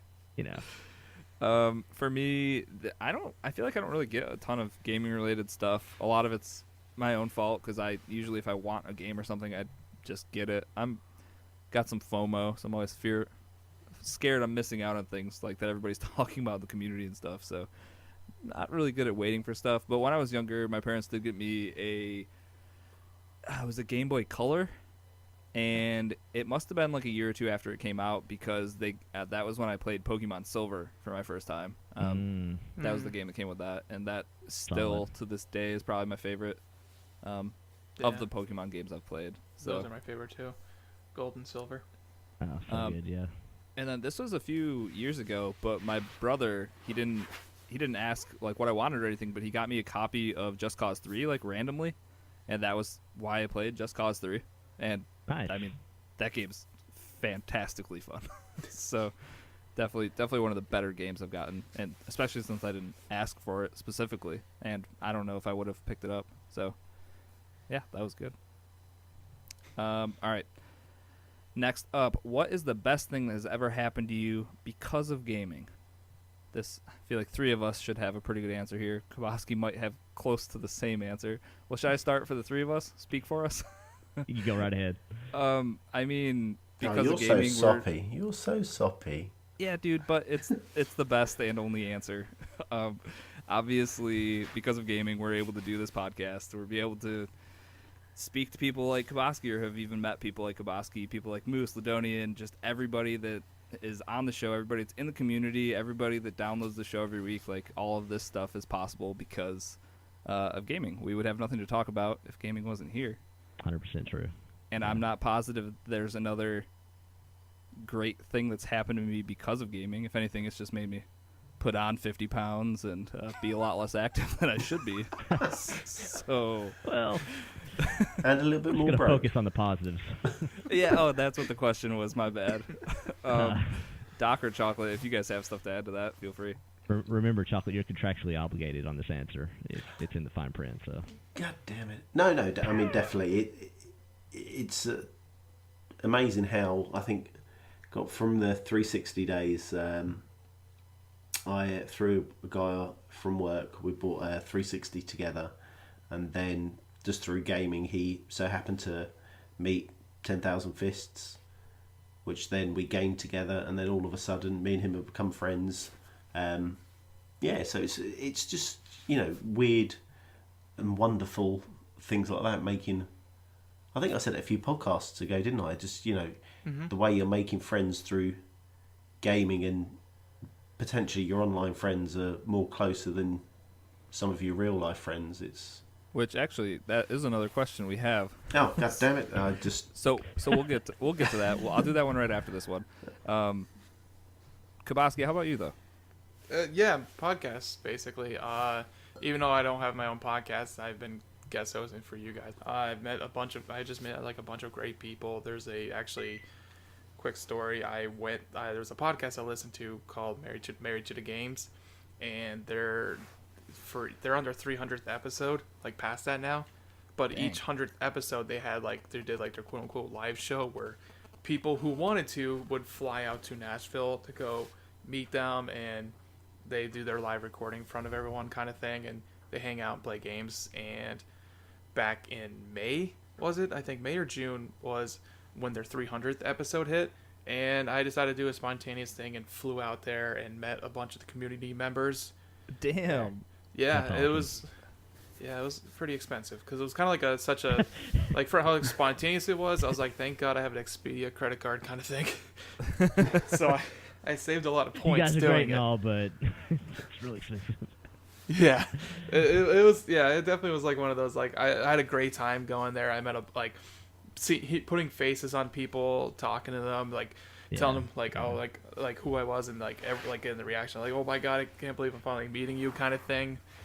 And like it was just a bunch of great people. But yeah, like that's definitely one of the big benefits like that I had, like one of the great positive things I had from gaming itself. Like I just met the people that I've been gaming with, talking to, with all that stuff. Yeah. I mean, you know, soppy as it sounds, but like it's one of those things where, you know, Risky, Chocolate, Moose, Ladonian, Viva, LaSweeney, everybody in the community, Thousand, everybody, like, it's one of those things where, like, I consider all those guys, absolutely consider them good friends, and I enjoy talking to them every day in Discord, for real. Talk to them more than most of my normal friends. Yeah, my real life friends. You know, however somebody wants to paint that picture, like it's one of those things that it's like I don't really care, consider them my friends, and without all of this stuff, with the podcast, gaming, all of this stuff, that would not be a part of my life, and I think it would lack because of that, for sure. So yeah, I'm very grateful for all that. So yeah, the relationships we make, I think that's definitely what we're all about, and what everybody's their greatest things. All right, so speaking, I said I was going to bring up gaming friends versus real life friends. Super Catrix wrote in and said, "Do you prefer your gaming friends or your other friends?" She didn't even call them like Wow. in real life friends. Having to draw the line right now, aren't we? I mean, I'll start. I can't pick one. it's too hard. I definitely have gaming friends like you guys that I like a significant amount more than some of my real life friends. But then obviously there's people that I've had relationships with since I was in like kindergarten, and I still see these people on like a monthly basis. It's tough to beat out that type of long-standing relationship, especially with it not being just like hearing their voices and stuff, like actually being able to like go out to a bar and stuff. You're obviously going to build something there. So I don't know. That question's way too hard to pick one or the other for me. And yeah, I'll let somebody else go. Doc. I agree. You can't pick one or the other. It's one of those things that every person in your life, whether you know them in real life or through gaming or whatever, they're going to be, significant to you in whatever unique way that that relationship's built off of. So yeah, it's impossible to say one or the other. I will say, for what it's worth, there's several of my real life friends that now at this point live very far away from me at this point in their life, and if it wasn't for gaming, I probably wouldn't have near as much communication with them. Yeah, definitely. Otherwise, so, it almost kind of mixes in that way as well. So, but yeah, it's just grateful for both. I probably couldn't pick one or the other though. Yeah. How about you, Chocolate? Oh, I'm easy. I'll take out my real life friends all day long. See you later. Cut out. Oh, whoa! Hopefully none of them listen to the podcast. No. All right, well. And that's why they're cut out. God damn them. I feel like a lot of underlying issues coming out on this podcast. Yeah, right? No, I think it's right. It's very difficult to kind of choose between real life and your gaming friends.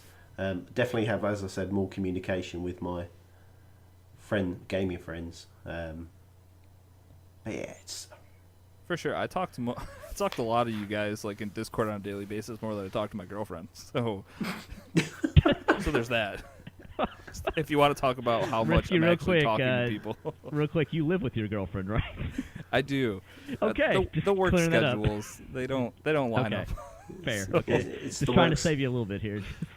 It's the work schedule and the hot chocolate he gives her as soon as she comes in. It's like, oh, there's a blanket. Oh. And the stuff that I crushed up and put in it. Yeah, Black Ops, see ya. Kabosky, how about you? The same as you guys, Doc and Risky. I can't really choose. There's like I talk to you guys a lot more because of just like we all have like one thing in common, that's video games. So it's just like when I think the older we get, the more we just are passionate about the stuff we really like, our hobby wise. So that's where like the friendships come in from video games, and now because that's all we talk about really. And I mean, we do have some real life conversations there a lot, but there's always like that thing we always bounce back to, like hence the podcast kind of thing. Yeah, no. But right. Yeah. like I graduated when I went to high school. I graduated and all that stuff. I had like 10 to 12 like really close friends. We all hang around. We all got like a beach house together, like spent our summers with, and I still keep in contact with them. I mean, obviously the older we got, the more we're kind of like splitting away. Where one of my friends in Florida, the other one's in Massachusetts, kind of thing, and now one's married and about to have his first kid, kind of thing. But I mean, once we all get back together, it's always a great time where it's just nothing but inside jokes and reminiscing about like stories about how our lives, like how stupid we used to be, kind of thing. Like, God, but yeah, I can't really choose. There's definitely times like I do, like there's a lot of times I talk to you guys like 100 times more than I would talk to them. Because And a lot of it is that gaming, Yeah. like you said, when you're so passionate about something, it's good to be able to talk to people about that. That's Yeah, where like I have friends who play video games, but it's not to that extent where I'm just like they're like I don't eat and breathe it, Brad, kind of thing. like when you sat them down and tried to talk to them about Kingdom Hearts 2, they just weren't having it. Yeah, let me write you. part yet. Let me chalkboard this thing out for you guys, and you're like, Good luck. All right, And we're after going they to the bar. forged the ultimate Keyblade, that's when they could unify the kingdoms. God. And oh, sorry. I got a friend who played it. Who just been like, oh, okay, I only played the game. That's about it. Yep. Just Nothing to be like, talk about here. Yeah, like there's some of my friends, like one of my friends, he texted me because Resident Evil 2 remake's coming out, and him and I back on like the N64, we actually played that Resident Evil 2 together, and just scared the crap out of us. And he was like, "Yo, that game's coming out. I might gotta get a PS4 for that." I'm like, "Do it up, bud." Might as well. Yeah, right. $400 game right there. Yeah, You know. yeah. All right. Next up, this is from Rocker Dude. He says, "Who can name the most games with Christmas-specific themes / pieces?" And of course, name them. He has a running list. Yikes. I know that in Blackout I can throw snowballs at people, so that's got to count for something. And you can do that in PUBG as well, can't you? sounds you should be able to. I think probably. Apples to Snowball shouldn't be a big upgrade, for them. Yeah, it's just a skin over, isn't it? Surely. Surely, right? I want to say Batman Arkham City Arkham Knight took place during Christmas in Gotham. If I I'm think correct. so, yeah. That sounds familiar. So that definitely had like Christmas. I want to say it definitely had. I don't know if it had Christmas lights, but it definitely had a Christmas kind of vibe to it. That's the one that kind of stands out to me. The Division. The Division. Oh, yeah, that's another 100%. one. Yeah, what we've been There's talking Christmas about, lights somewhere in that game.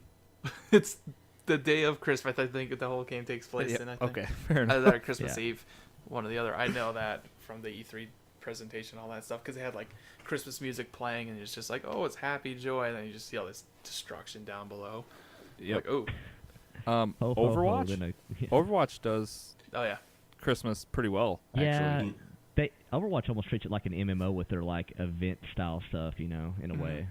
I'm That's sure. what I was gonna say. Like as far as like specific like themes and like different like I don't know additions to games, it seems like MMOs are probably the best suited for something like that. Like Yeah. for changing it up just for the holidays and adding in Christmassy themed things. But I don't Even, play a like- lot of those, so Yeah, like Destiny, even Sea of Thieves. You walk into the tavern, Sea of Thieves right now, and it's a bunch of Christmas wreaths and like Christmas style pirate music going off and stuff. So different games definitely put in themed stuff, Yeah, like in Blackout right now, the gas station convenience stores are playing Christmas music over Yeah, the that's loudspeakers. awesome. Yeah, No, it's awful. or the worst thing ever. When you're whichever. sitting in there trying to listen for people walking around and there's just stupid sleigh bells ringing. Ugh. Risky just furiously trying to find like the loudspeaker control system at the gas station. Like I'm camping, okay? I need to listen. Killing Floor is another one that does a bunch of Christmas stuff. They just have like enemies that are like dressed up like Christmas gear or whatnot. It's like zombies with Santa hats. Yeah, They basically. went all out. Yeah. Another one that Yeah. that was pretty good. I noticed Gears of War 4 had a really good Christmas one last year. I remember. Yeah, I was going to mention Gears. I'm sure Yeah. they go around just with Santa hats, wasn't it? Mark Phoenix and the others had Santa hats. Yeah, like Something. I think they even made like one of the locusts or the swarm, one or the other, like Nice. actual like a legit gingerbread form. Oh man. Terrifying. Yeah, like or like I know the gun was a gingerbread. Maybe that's where I was going with. Like and then like the gear that they had was like in red and green coloring. Yeah, that sounds familiar. The current season of Fortnite, that's super Christmas themed. At least from that little trailer I saw with Santa shooting machine guns off the side of a biplane. As he does. So yeah, different games that have like skins and stuff. That's another. Forza They'll have that Horizon kind of 4, stuff. winter themed. Just yeah, the one when it's Christmas. Once every 4 weeks when winter comes up, just count that. Yeah. It's constantly just coming back to Christmas. Yeah. I'll just load it up, so I'll pretend it's snowing on Christmas Day. So yeah, maybe not a ton of actual games based around Christmas though. Doesn't seem like it. All right, we'll move on from that one. Next up, what are your favorite Christmas movies? This one comes in from 10,000 Fists. How about you, Chocolate? It's definitely got to be Elf. I mean, All right, That give would me, be I my want, wife's. I want a Yeah. top three. top 3. Yep. Ooh. Okay, Elf. Then it's definitely got to be Die Hard. Yeah. And then it's definitely got to be... Oh, no. Maybe Home Alone. Elf, Die Hard. Ooh. Home Alone 1 or 2. Oh, Home Alone 1. I don't like the person who... Right, yeah. Anyway, number 1. It's all about number 1. Second movies are awful. You're going to get some hate for that one. You I heard am. it here. Home Alone 2, trash. It's all about number 1. Anyway, what about you, Doc? Die Hard's definitely in that list for me. I was going to say The Thing, but I don't think because of something a horror movie is in Antarctica it counts as a Christmas movie. Nope. So, Sure doesn't. but in my heart it is. So I'm going to say Die Hard. Probably my second one would be I really like A Muppet's Christmas Carol. Don't ask why, but I really like that movie. That's the best version of that story, I think. I agree. I love that movie. It's kind of almost been a semi-tradition watching that every year. And thirdly, I don't know. I mean, those are definitely my top two. I don't know if I have a third one past those two. We should just leave you. Kabosky, how about you? A Christmas Story, Home Alone 1, and Rudolph the Red-Nosed Reindeer with the Island of Misfits Toys. Oh, that might be my third. Yep. Is that the claymation one? Yeah. Yeah, with Yukon Cornelius and Abominable Snowman. Yeah. Yeah, that's been one I've always like watched as a kid. So once a year, kind of watch that. Yeah. As soon as you brought that up, the song of Island of Misfit Toys just started playing in my head, Kabosky. Oh, like, God. Literally. Please don't. For me, it's definitely Elf, Home Alone, the first one, and National Lampoon's Christmas Vacation. Oh, that's good. Or those are my three that I make sure I watch every year. I think they need to be funny at this point is what I need out of my Christmas movies. I need humor, otherwise I can't do it. Like all those Hallmark movies that the Meg's always watching. I can't do that. It's too hard. Channel. Yes, exactly. That's the worst. So here's an unpopular opinion. Elf is probably my least favorite Christmas movie. Yeah, that's definitely an unpopular opinion. I agree. Because my wife's not going to listen to this, I'm going to say the same thing because it's her favorite, and I'm not big on it. Yeah. So here's my next question: do you guys like Will Ferrell? I think that's the thing. Like, I don't know. Like, Will Ferrell like can get very annoying. It depends. Yeah, it depends on the movie. Okay. Yeah, like, see, I generally Daddy's love Will Home, he was Ferrell, great in. and that how do you hate Elf? What do you hate about Elf? I I'm don't so necessarily confused. hate it. It's just not nowhere near on the top of the list for me. Yeah, exactly. It nosedives near the end of the film, doesn't it? It gets a little slow. Yeah. A little bit. That middle stuff is definitely the best part about Elf. Yeah. When he first gets to the city, I love the hijinks. Possibly another unpopular opinion. I think I might like Home Alone 2 better than the first one. I heard we were talking about that in Discord. I think some other people from the community are on the same page as you. I like both, but I tend to rewatch that one more, I would say. Well, while we're doing unpopular opinions, I'll say that Die Hard isn't a Christmas movie, and we can move on. Well, we can just shut this thing down right now and turn this car around. They have just recut the promo for that, haven't they? So they've cut it up so it's a Christmas film now. Then I'll watch that version. Did you guys find see the the Home trailer. Alone Google Home commercial? Yep. Yes. Awesome. Oh, that was so Loved good. it. So funny. So good. All right, next. This one comes in from the Chin Doctor. Good luck, everybody. Good luck to you. What's the best way to celebrate Christmaka? 8 days of presents followed by 1 day of many presents, or 1 day of many presents followed by 8 days of presents leading up to New Year's Day? Holy shit. So I'll start. B, all the above. Can I have one of each, please? Yeah. I think 8 days of presents leading up to 1 day with a bunch makes the most sense. Because I want that final day to just be a blowout, you know? Just build up. give me all the presents. Yeah, but you see, on the spin side, then you'd be like, the next day, boo. Yeah, but at that point, But you you've just had had, what, 8 9 days of Christmas presents? Yeah. You You've been spoiled edging up brat. until that point. What? But then on the last day, would you be like, can't be bothered. Too many presents. Yeah. I can't do this. Fed up. Present overload. Is that everybody's answer? Yeah. Okay. Yeah. Next up from Ladonian, you have to combine PUBG, Blackout, and Fortnite into one game. You can choose only one element from each. Things like maps, guns, gunplay, character models. What would your game look like? We'll start with Kabosky. Hold on, I gotta read this question again. I didn't pay attention. You're taking PUBG, Blackout, Fortnite, and mixing them Blackout, together. gunplay. Nothing pub related, so get that out of there. All right.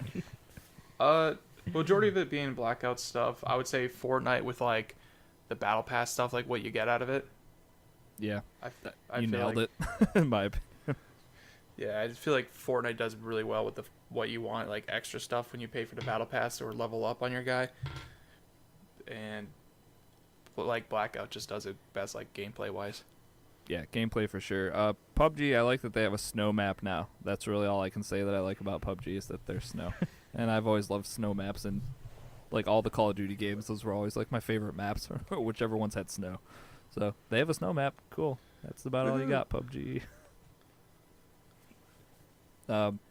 Anyone else? Doc? I would take the ballistics of PUBG. I would take the smoothness of the gameplay of Call of Duty. I would take Fortnite, put it in a dumpster. And no, actually, if I took anything, I would make it a third-person game like Fortnite, but it would feel like Call of Duty in every gameplay sense, but it would have the ballistics of PUBG in terms of like bullet drop, stuff like that. I'm just picturing Call of Duty being third person. That's real weird. Yeah, that doesn't feel right either, does it? Or maybe it feels great and we just haven't gotten it yet. And Doc Maybe just it made the feels- perfect game. Maybe it feels too right. What about that? Too right. Chocolate, how about you? I would gunplay from Blackout, the constant changing, like in Fortnite, and I'll put that game in a pub where I could drink. Ooh, I see what you did there. Do you like it? Winner, winner, chicken dinner, indeed, chocolate. Oh, damn, I should have used that. Oh, son of a... Good work, everybody. Double All right. done. Next up, what is the gift you're giving that you would rather keep for yourself? That one comes in from Super Catrix. Kabosky. Good thing because my fiance's not here.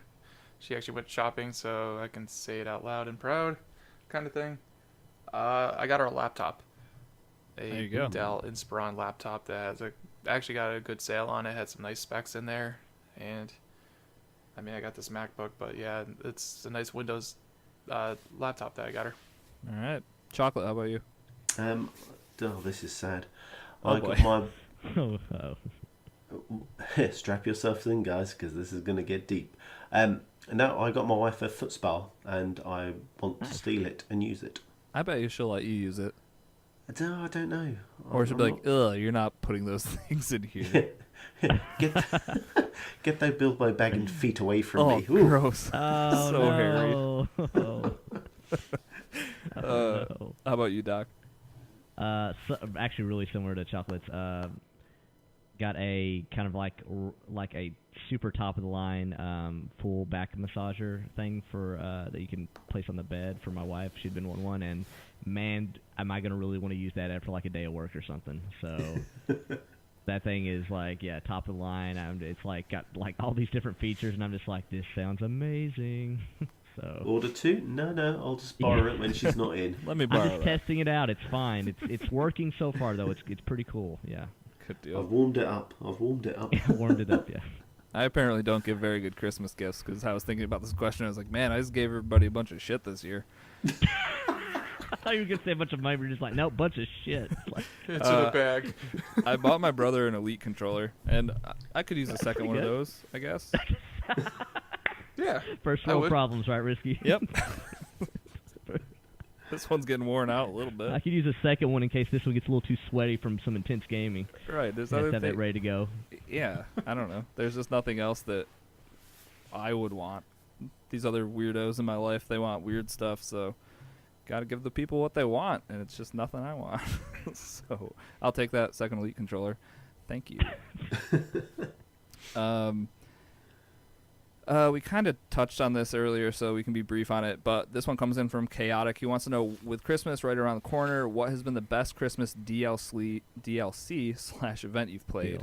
DLC. I don't know. They all suck. Does anyone have a favorite? Overwatch's Christmas event. Seems, yeah. If I'm going to pick one, I guess. How about you, Chocolate? Yeah, I don't get much gaming done during Christmas, so I always miss the events. All right. But Doc? Yeah, I don't really have a good answer to that because I honestly can't think of a specifically Christmas themed one. I guess the closest thing would be something like either. See, I don't even still play Overwatch. So yeah, I guess I don't have one that works. You can throw snowballs in Blackout, so. Okay, there you go. Blackout. Even though I haven't played that in a month. Perfect. So yeah, that answer. All right. Next question comes in from Free Radical. What's your next Funko Pop purchase? Or what would you like to be available for purchase? he said his wife just got him a Pickle Rick Funko Pop. I saw that in That does Discord. sound pretty great. Yep, he posted a picture of it in Discord. It is pretty amazing. I'm Pickle Rick. Do any of you guys actually do the Funko Pop thing? I only Yes. got one. I do not. But All right, so have a chocolate. How about you? What would be your next purchase? I want either Darth Vader or the Stay Puft Marshmallow Man from Ghostbusters. Oh, that'd be a good one. Yeah. Also, oh god, there's the other one as well. Back to the Future. You can get the Back to the Future car with Marty and Doc in it. Oh, that'd be amazing. No. Ooh. So I- yeah, there's I a had- few. See, now you have quite a few superhero ones, right, Chocolate? Already. I do. I've got a couple of Game of Thrones as well. So Oh, I used to nice. sub to loot box and stuff like that. So I've got a few out of there. Do you have any video game ones? I'm trying to think now. No. Look at I did- I have all mine in my room, and I know I have some Destiny ones. I have like Cade and Shax, and then I also have McCree from Overwatch. But I think those are the only actual gaming ones I have. I have an answer for what my first one would be if I got one. What is it? It would be Geralt of Rivia because A, The Witcher's awesome, Geralt's awesome, and B, because I want to remember what Geralt looks like before he gets turned into whatever the hell Henry Cavill with the white wig is. So what happens when they base this new Funko Pop off of Henry Cavill's Yeah. Witcher? Those mother...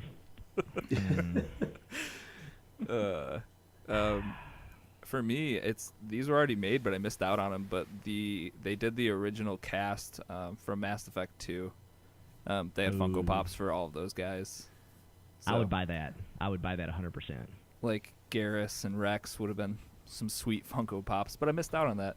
The coolest one I have though, it's Luke Skywalker with the Rancor, and the little like slave girl that Jabba throws down there. So it's the three of them, and like Luke's holding the bone that he puts in its mouth and stuff. So the actual pretty box great. that this thing came in is like, if you stacked like 5 Xboxes on top of each other, like it's Oh, huge. humongous. Oh, so they actually almost did it like to a, not to scale, but to a certain scale as far Like- as like the Rancor and Like stuff. pretty close. Like the Rancor is huge, but Wow. that set's awesome. It was on sale on. It was just like a random thing that popped up on like a hey, this is a daily deal, and it was like 50% off, and I was like, yeah, yep, easy. I picture like a larger than you would expect Funko style Rancor being a horrific looking creature. I'll send a picture of it. In, Okay, yeah, I need to Discord. see it's that. pretty good. I need to see that. I just thought I want a Vault Boy as well. That would be a good. Oh. One. Yep. That'd be a good one. That'd be a good one, yeah. God damn it. And Kabosky, do you have one? You actually said one that I would like. Actually, the Cade 6 Funko Pop. That would be a Yeah, one I that's a would good one. enjoy having. Probably from playing Destiny 2 lately. I really enjoyed him as a character. So, I'll wait for the No. Destiny 3 version of Cade 6. yeah, right? Yeah, just I would like the Cade 6 one actually. The I forgot this one's right next to me and I missed it, but I have the dude from the Titanfall 2 campaign and his Titan. So the actual Funko Pop guy is like a third of the size of like a normal Funko Pop, but he actually fits into like the chest of the robot, so you can That's like, awesome. put him into it. It's pretty. 100% redeemed it right there. And yeah. that is also the only Funko Pop I've actually opened and taken out of the package is that one because I just wanted to put it inside of it. So I'm a It's child. unreal. What's funny is in this conversation we've just had is I learned that there are Funko Pops that have larger than normal Funko Pop style or sizes, and then that B that Risky owns 2 of them. So I own like 50 of them. oh, okay, well It's a thing for me. jeez. So now question, Risky, you're into Funko Pops. Did you dip into Amiibos at all? I have one amiibo. It was Link riding Epona, and I just heard that it was going to give me like a free chest and every day in Zelda. So that was the only reason I got that. Gotcha. Okay. So luckily I haven't dove down that expensive one. I did go down the Disney Infinity one for all the Star Wars Oh, I did too. How'd figures. I have that so turn many out? of them, and I never booted the game up. Oh no! Wow. I was literally Actually- buying Wait. just the figures. Wait, now was that a games as a service? Like, is that game still a game now? Like, That got shut down, I think. They got shut down, yeah. Wild. so now if you booted up that game, nothing would. Is there anything to do or? I would assume they had like, I think they had like a campaign, so I think you could do like the Okay. story missions and stuff. Okay, so there's at least like a skeleton of a game. Yeah, there's something there. like- But the actual, I mean, Chocolate knows the actual like figurines. Oh, they look so cool. They're awesome interpretations of like the Star Wars characters. Like, they're They're, kind of cartoony. They're really yeah, really I was cool. going to say they're much like the what's on the Disney Channel at the moment. Oh, like the animated series, like the Clone Wars. Yeah. or Oh, the Clone Star Wars, Wars yeah. Rebels. They're really, really good. Yeah, Really they're good. awesome. All right, we spent a little more time on that one than I thought we were going to. So good work for your radical. All right, this one comes in from Kabosky. What is a holiday tradition that you love to do every year? Kabosky, you wrote in the question. What is your favorite holiday tradition? It's nothing like special, but setting up the tree, putting up the ornaments and getting that all set, or like decorating it and whatnot. Every year I get a gift of like an ornament, and my fiance really likes that tradition where we just give each other an ornament every year. And for me, I have a big tote of them, so it's like nice to go digging through some of my old ones back in like the early 90s kind of ones. Yeah, And just be like, awesome. holy crap. And like they're still in like pristine condition kind of thing, so it's always nice to Nice. look at them. So That's a good Christmas one. music playing while I decorate the tree and reminisce about some of the old ornaments that I have. It's good. I like it. How about you, Doc? Pretty basic. Like I really just like the Christmas dinner because I look at Christmas dinner versus Thanksgiving dinner in the sense that there's less relatives, but the food is just as good. So I kind of like it. It's a win-win, you know. So, It's the perfect combination of the two. yeah, yeah. So I'm pumped for a Tuesday. It's messed up. You get to eat Yeah. more. Very much. How about you, Chocolate? So last few years we've been going away. So we went away with the kids, and we get a picture taken, and then they make it into an ornament. So we have our own bauble.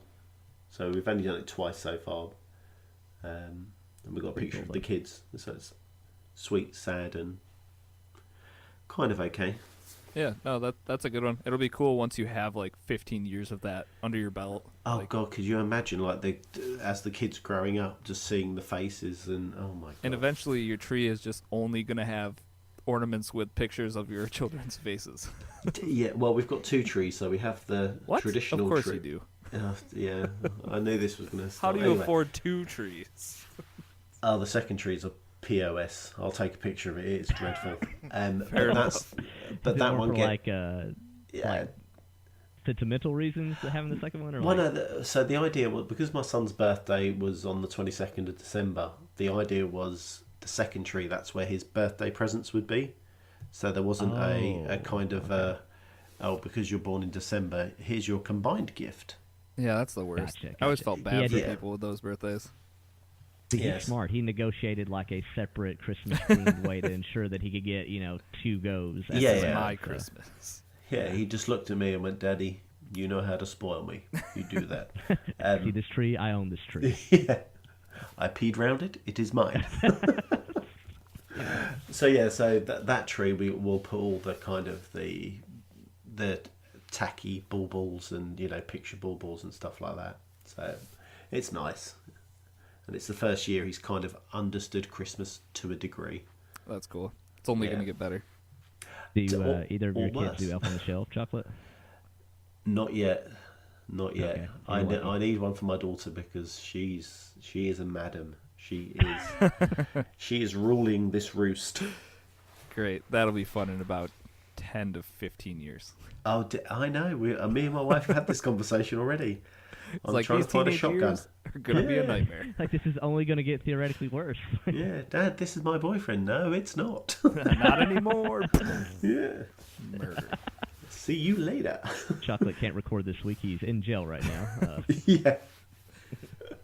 For me, we started doing this a few years ago, but we just buy the Christmas Lego sets to make like a Christmas village. So we've got like 4 years now, where every year Lego puts out like a new, like a train station or like a fire station or like a toy shop or something, and we just buy that set and then set it up. So like the first time we did it was a sad looking little village, but now we've got like a train that goes around it and like a fire station and stuff. Oh, So wow. we always look forward to seeing which what like the new set for Christmas is going to be. Do you do the Lego Neat. Yeah, it's advent calendar? cool. I did that 1 year. Then it started to feel like a waste of money. It was I mean, all Legos seem like a waste of money because they're so damn expensive. They're so expensive, yeah. But it was a Star Wars Christmas like advent calendar for Lego, and it was cool. So my question about that, Risky, is do you leave that up throughout the year, or do you tear down, rebuild it, or? So we try our best to get like the bigger buildings like into like shoe boxes on their own. But okay, gotcha. Because gotcha. eventually that would just take like even setting up the Right. one this year. I think it was like maybe 1,000 pieces or 900 or something, and we were literally there for like 2 or 3 hours building one set. Why are we doing this again? It's like So I think if we had to do more than one each year, it wouldn't be fun. But because you can watch a couple Christmas movies and build it and then set it up in the village or whatever, I don't know. That's a fun one. I'm enjoying it. Cool. This next one's a doozy, and Chocolate's the only one that's going to answer it. So this one comes in from Troubadour. He says, if Christmas was a video game, what genre would it be? What would be the end game? And what possible DLCs or microtransactions would inevitably come to it? What the? Okay. Yep, so Chocolate, what we decided you're going to be our spokesperson for this one. Cool. Yeah, what's your answer? So the video game. So Christmas would be a shooter. Ooh, I like it. This is going to get Getting deep. dark already. We are. The opening part of the game is Christmas dinner, fighting over the food. So I'm going to be chainsawing people left, right, and centre. Wow. Okay. Got darker. Yeah. And then we are looking for microtransactions. So depending on how you want to end Christmas dinner, we can go through the nice route or the bad route.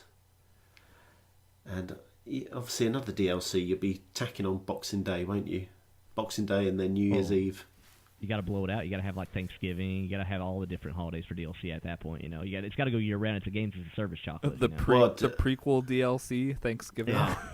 Because it tells the story that led up to the Christmas massacre. So. Yeah, the pre-start where you didn't get any Christmas dinner or you Yeah. didn't get any Thanksgiving dinner, Yeah. and you There's missed a that reason why turkey. Micah wasn't at the Christmas dinner. He was dead from Thanksgiving. And Yeah. now you know. Yeah. And that's how that stuff runs. And it'd be cheap as chips. Don't worry, it'll be only $15.99. Not $14.99. The Well, DLC's okay. $5 each, but if you buy the season pass, it's $4 each. So. Yeah, we're all about that value. Best value. All right. Does anyone have anything to add to what Christmas was? If it was a video, I don't even know how to say that. It's just, yep. I think Chocolate just described Murder Simulator, so I'm not sure if anything. Do you think it's Anyone a weird wanna- subconscious thing where he's like, this is what I wish was happening on these Christmas dinners? Oh, yeah, right. Yeah, do you know that? Chocolate sitting there with a fork in his hand, looking across the table at his uncle, being like, "I could stab you right in the face right now if I wanted to." But I No, I'm won't. holding But I the could. the electric carving knife. You thought about this, all right? An electric carving knife? Yeah, have you not seen them? I've seen yeah, them, but those are Hardcore, a man. thing. Yeah. Hardcore. Yeah. I mean, I'd rather I can't even think of the Gears of War gun. One of those. the Lancer? Actual Chainsaw gun with Lancer. a chainsaw on it. Could you imagine the turkey would be flying everywhere? I don't think there'd be a turkey left after that. All right, moving on. This one's in from Viva Le Sweeney. Do you think you spend more on people or they spend more on you for Christmas? What a question. Chocolate, we're going to start with you. Really? Yeah, because we want a dollar amount of how much you spend on people for Christmas. I'm kidding. Please don't actually give that to us. No. Make us all sad. I think I probably spend more. This year, I think I've spent more on my wife than she spent on me. Even though she bought me a Switch for my. Oh, She and doesn't she got do you a it. Switch. Dang. Yeah. Does she listen to the podcast? She does not. We're about to find out. Yes. No. So yeah, I think I spend more on her. Definitely. Yeah, same boat. Positive. I spend more. I think it's only natural that your wife or girlfriend or whoever is going to have more expensive style gifts. Just naturally. So. True. Kabosky, same for you. Yeah, I'd probably spend more on her than she spent on me. Well, all right. So it sounds like everybody's significant others need to step their game up. Yeah, seriously, I'll I throw gotta it in. use another Xbox. You know. Hint, hint. I mean, I need an extra elite controller that I can put in the fridge, and if this one gets sweaty, I can just pull out and it's nice and cold. Defrost you know? it. Exactly. Yeah. Yeah, exactly. Oh, that's an idea. I'm gonna write that down. What's the latest Christmas present you guys have bought? So on what day or how close to Christmas Day have you bought your final gift? I'm not done yet. Kind Oh, of yeah, final. we have, We'll like, have an 2 answer days. maybe tomorrow. For me, was 2 weeks ago, or last Dang. weekend. I'm bad. I'm super a good. procrastinator. Good job. I got like majority of her gifts done in October actually, and Good Lord. the laptop was actually just a spontaneous, which is the one I got last weekend, or yeah, I think it was last weekend when I got the laptop, and it was kind of like a spontaneous like, it's on sale. I think we've definitely been talking about getting her a new one, so let me just bite the bullet and get it. Yeah.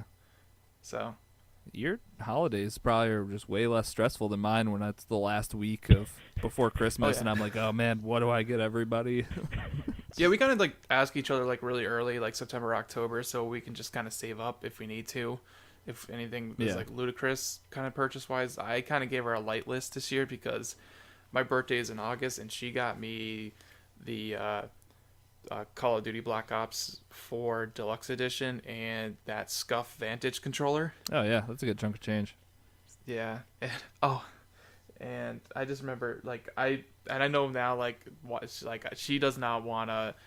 I don't think she ever wants to deal with video game stuff for me on gifts, so I had to like think of like non-video game related gifts. And that's impossible. So Yeah, like Good there's luck. like the quick story about that is because the game was digital that she got from GameStop. So when the game launched, I kept on constantly texting her throughout the day. I'm like, "Hey, did you get that code yet for the game? Hey, I just want to get that game downloaded. Did you get the code yet?" So about that code, Unrelated, but about that code. yeah, like, oh, what are we doing for dinner? How about a code? Oh my god, she's like, I'm never doing this again Nope. for you. that's how you ruin that for yourself. Yeah, so I mean, though, I did ask 2 things video game related for her, which is a year of PS Plus, and I don't know why now because I feel like I should have switched platforms with this, but video game currency, in which I asked for an eShop card. I don't think that's bad. I wish I had more eShop It's currency. not. It's not, but now I kind of wish I went more on the Xbox side with me saying I'd rather pre-order like Division 2 or Anthem. Yeah, that's true. I guess Yeah, there's it's kinda definitely like- more to look forward to on Xbox Yeah. than what's coming up with Nintendo. I don't know. But if I did get a Nintendo one, I'd probably, I think if it's on sale still, I might get Diablo 3 on that. Just an Xbox game. No. Yeah. Right. But All right. sorry, that's about it. All right. So last question. This one comes in from 10,000 Fists. What is your most and least favorite gaming related movie and why? Doc, how about you? Gaming related movie.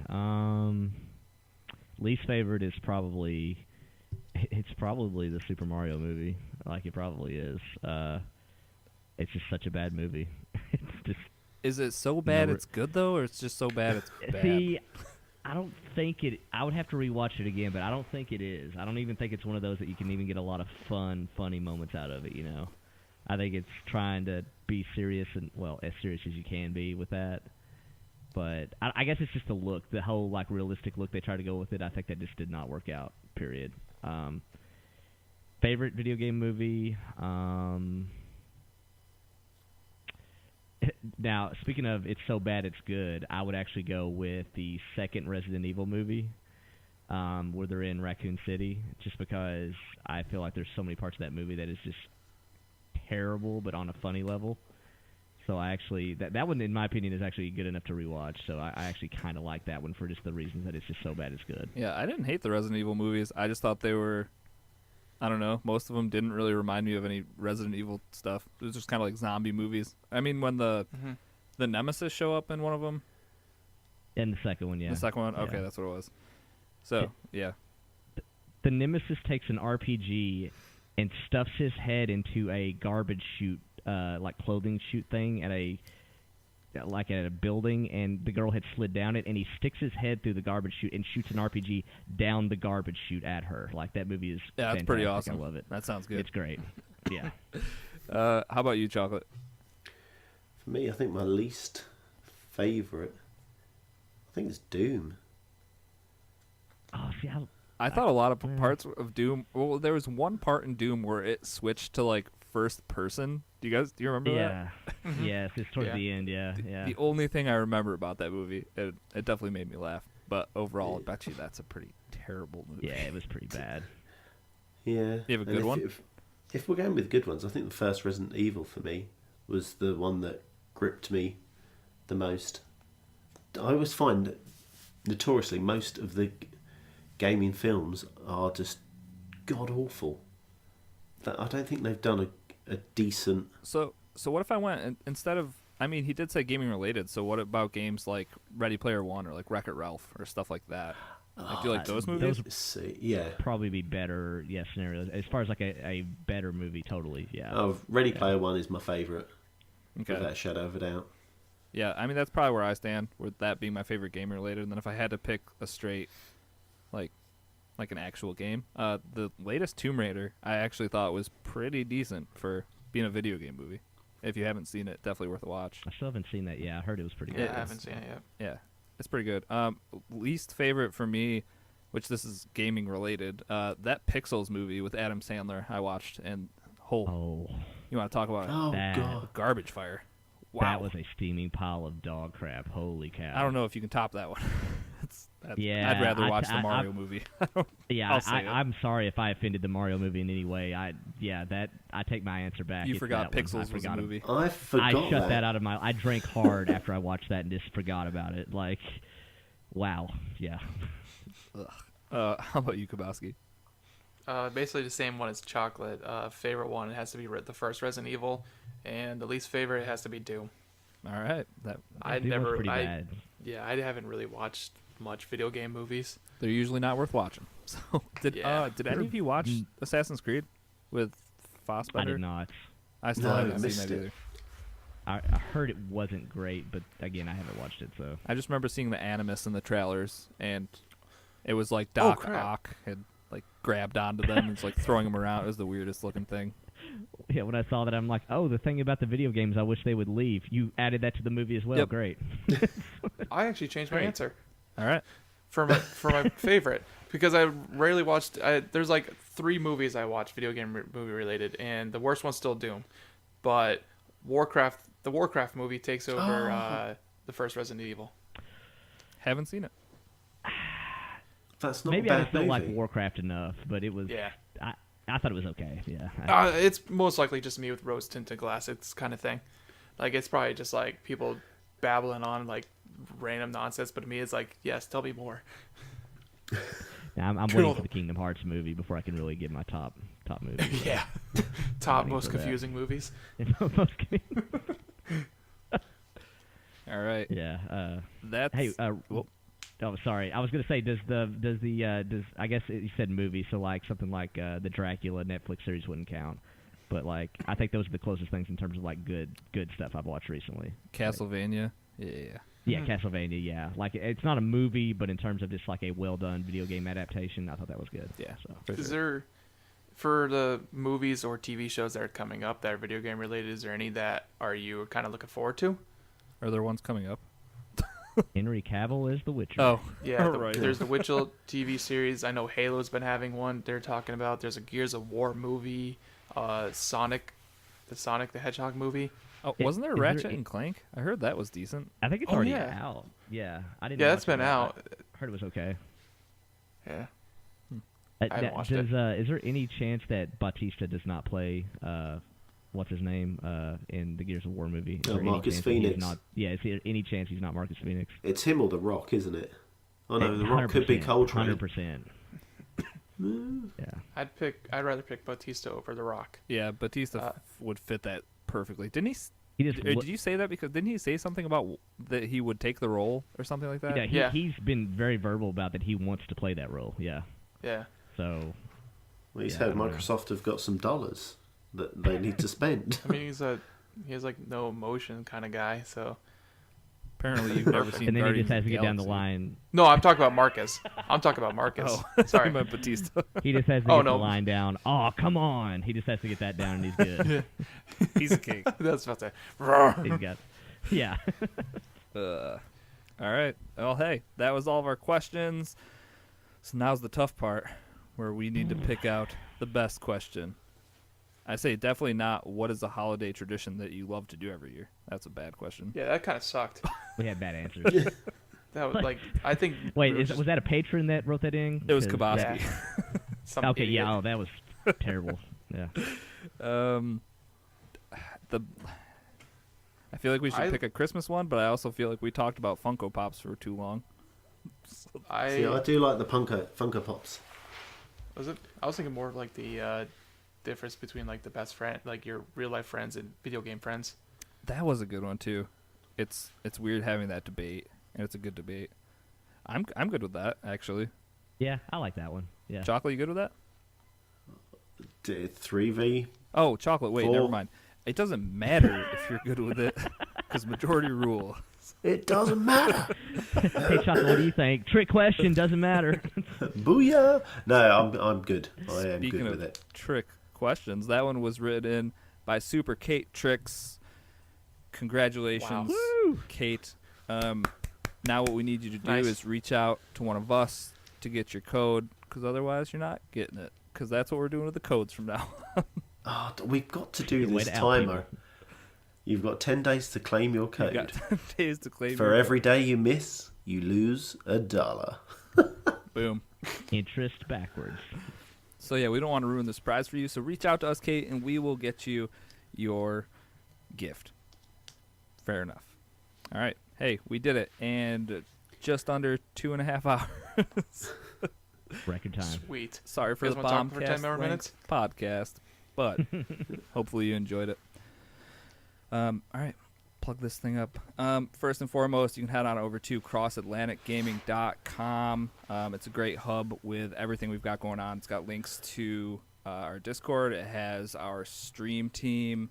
It has our patrons. It's got a whole bunch of everything, so head there to stay up to date with us. Discord would be the next place. Discord.io/crossatlanticgaming. Keep up with us on the daily. We're all in there. Kabosky's in there. Everybody awesome is in the Cross Atlantic Gaming Discord. So come hang out with us, chat and whatnot. If you'd like to support us with your hard-earned money, you can head on over to patreon.com/CAG podcast. Get yourself entered for next month's Patreon drawing of a game of your choice. On the socials, we are at CAG Podcast. That's Twitter and Instagram. I think that's it. Anything else we need to plug? Chocolate, you're the plugger. What a weird thing to call you. That sounds Sorry. wrong. You're good at it. Next week's show, Game of the Year. Oh, that's a good call. Uh-oh. Game Of the year. Year. Uh-oh. We all look forward to that. It should be a really good show. Probably, I think we're gonna forego the news. There probably won't be anything to talk about news-wise, anyways.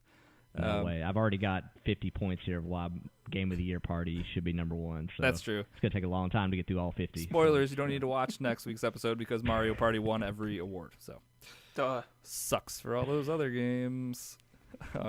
Best Xbox game, Mario Party. What? Exactly. That good. Duh. If you want to reach out to me, I'm at Risky the Kid everywhere. Doc, how about you? Doc H1X1 everywhere. Chocolate. And I'm ChocolateBear80 everywhere. And our special guest host, Kabosky. Kabosky on Xbox and PlayStation, and at Twitter at Brad Kabosky, all one word. Boom. Nailed it. Kabosky, thanks for being on the show. Always a great time having No you here. problem. Always a man. great time with you guys.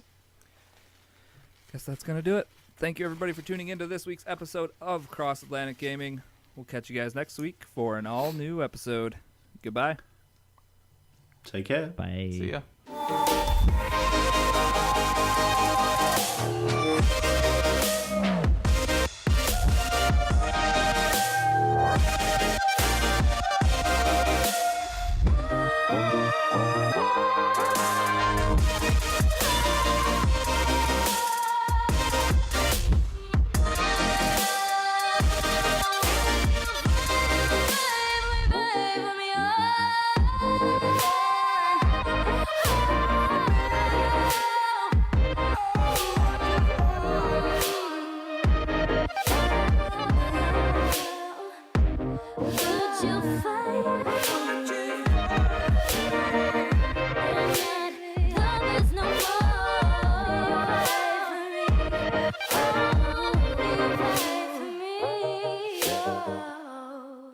I've got some Christmas jokes as well for the I end want of to the hear pod. for sure.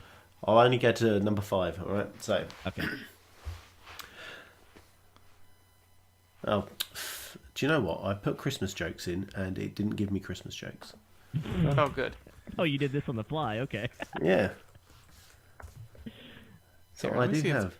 Come Hold on, let me prepared try for this. losers. Alexa, tell me a Christmas joke. Knock, knock. Who's there? Mayor. Mayor who? May your days be merry and bright. Merry Oh, Christmas. Alexa, go to hell. Hey, dad joke. So, why does Santa have 3 gardens? Oh no, I know which site this is from. Why? So he can ho ho ho. Hey. Hey ho. Why did Santa go to the doctors? Why? Because he has a bad elf. This is awful. Oh, that was terrible. Yeah. That was terrible. Why did Santa's helper see the doctor? Why? This is a fantastic one. Because he has low elf-esteem. Oh, Oh, now that's a dad joke. that is. Dad joke. That is a dad joke. What do you call a cat in a desert? I don't know. Sandy Claus. Sweet. This is the last one, and this is going to be god-awful. Who delivers presents to cats? Ooh. Santa Paws. Meow.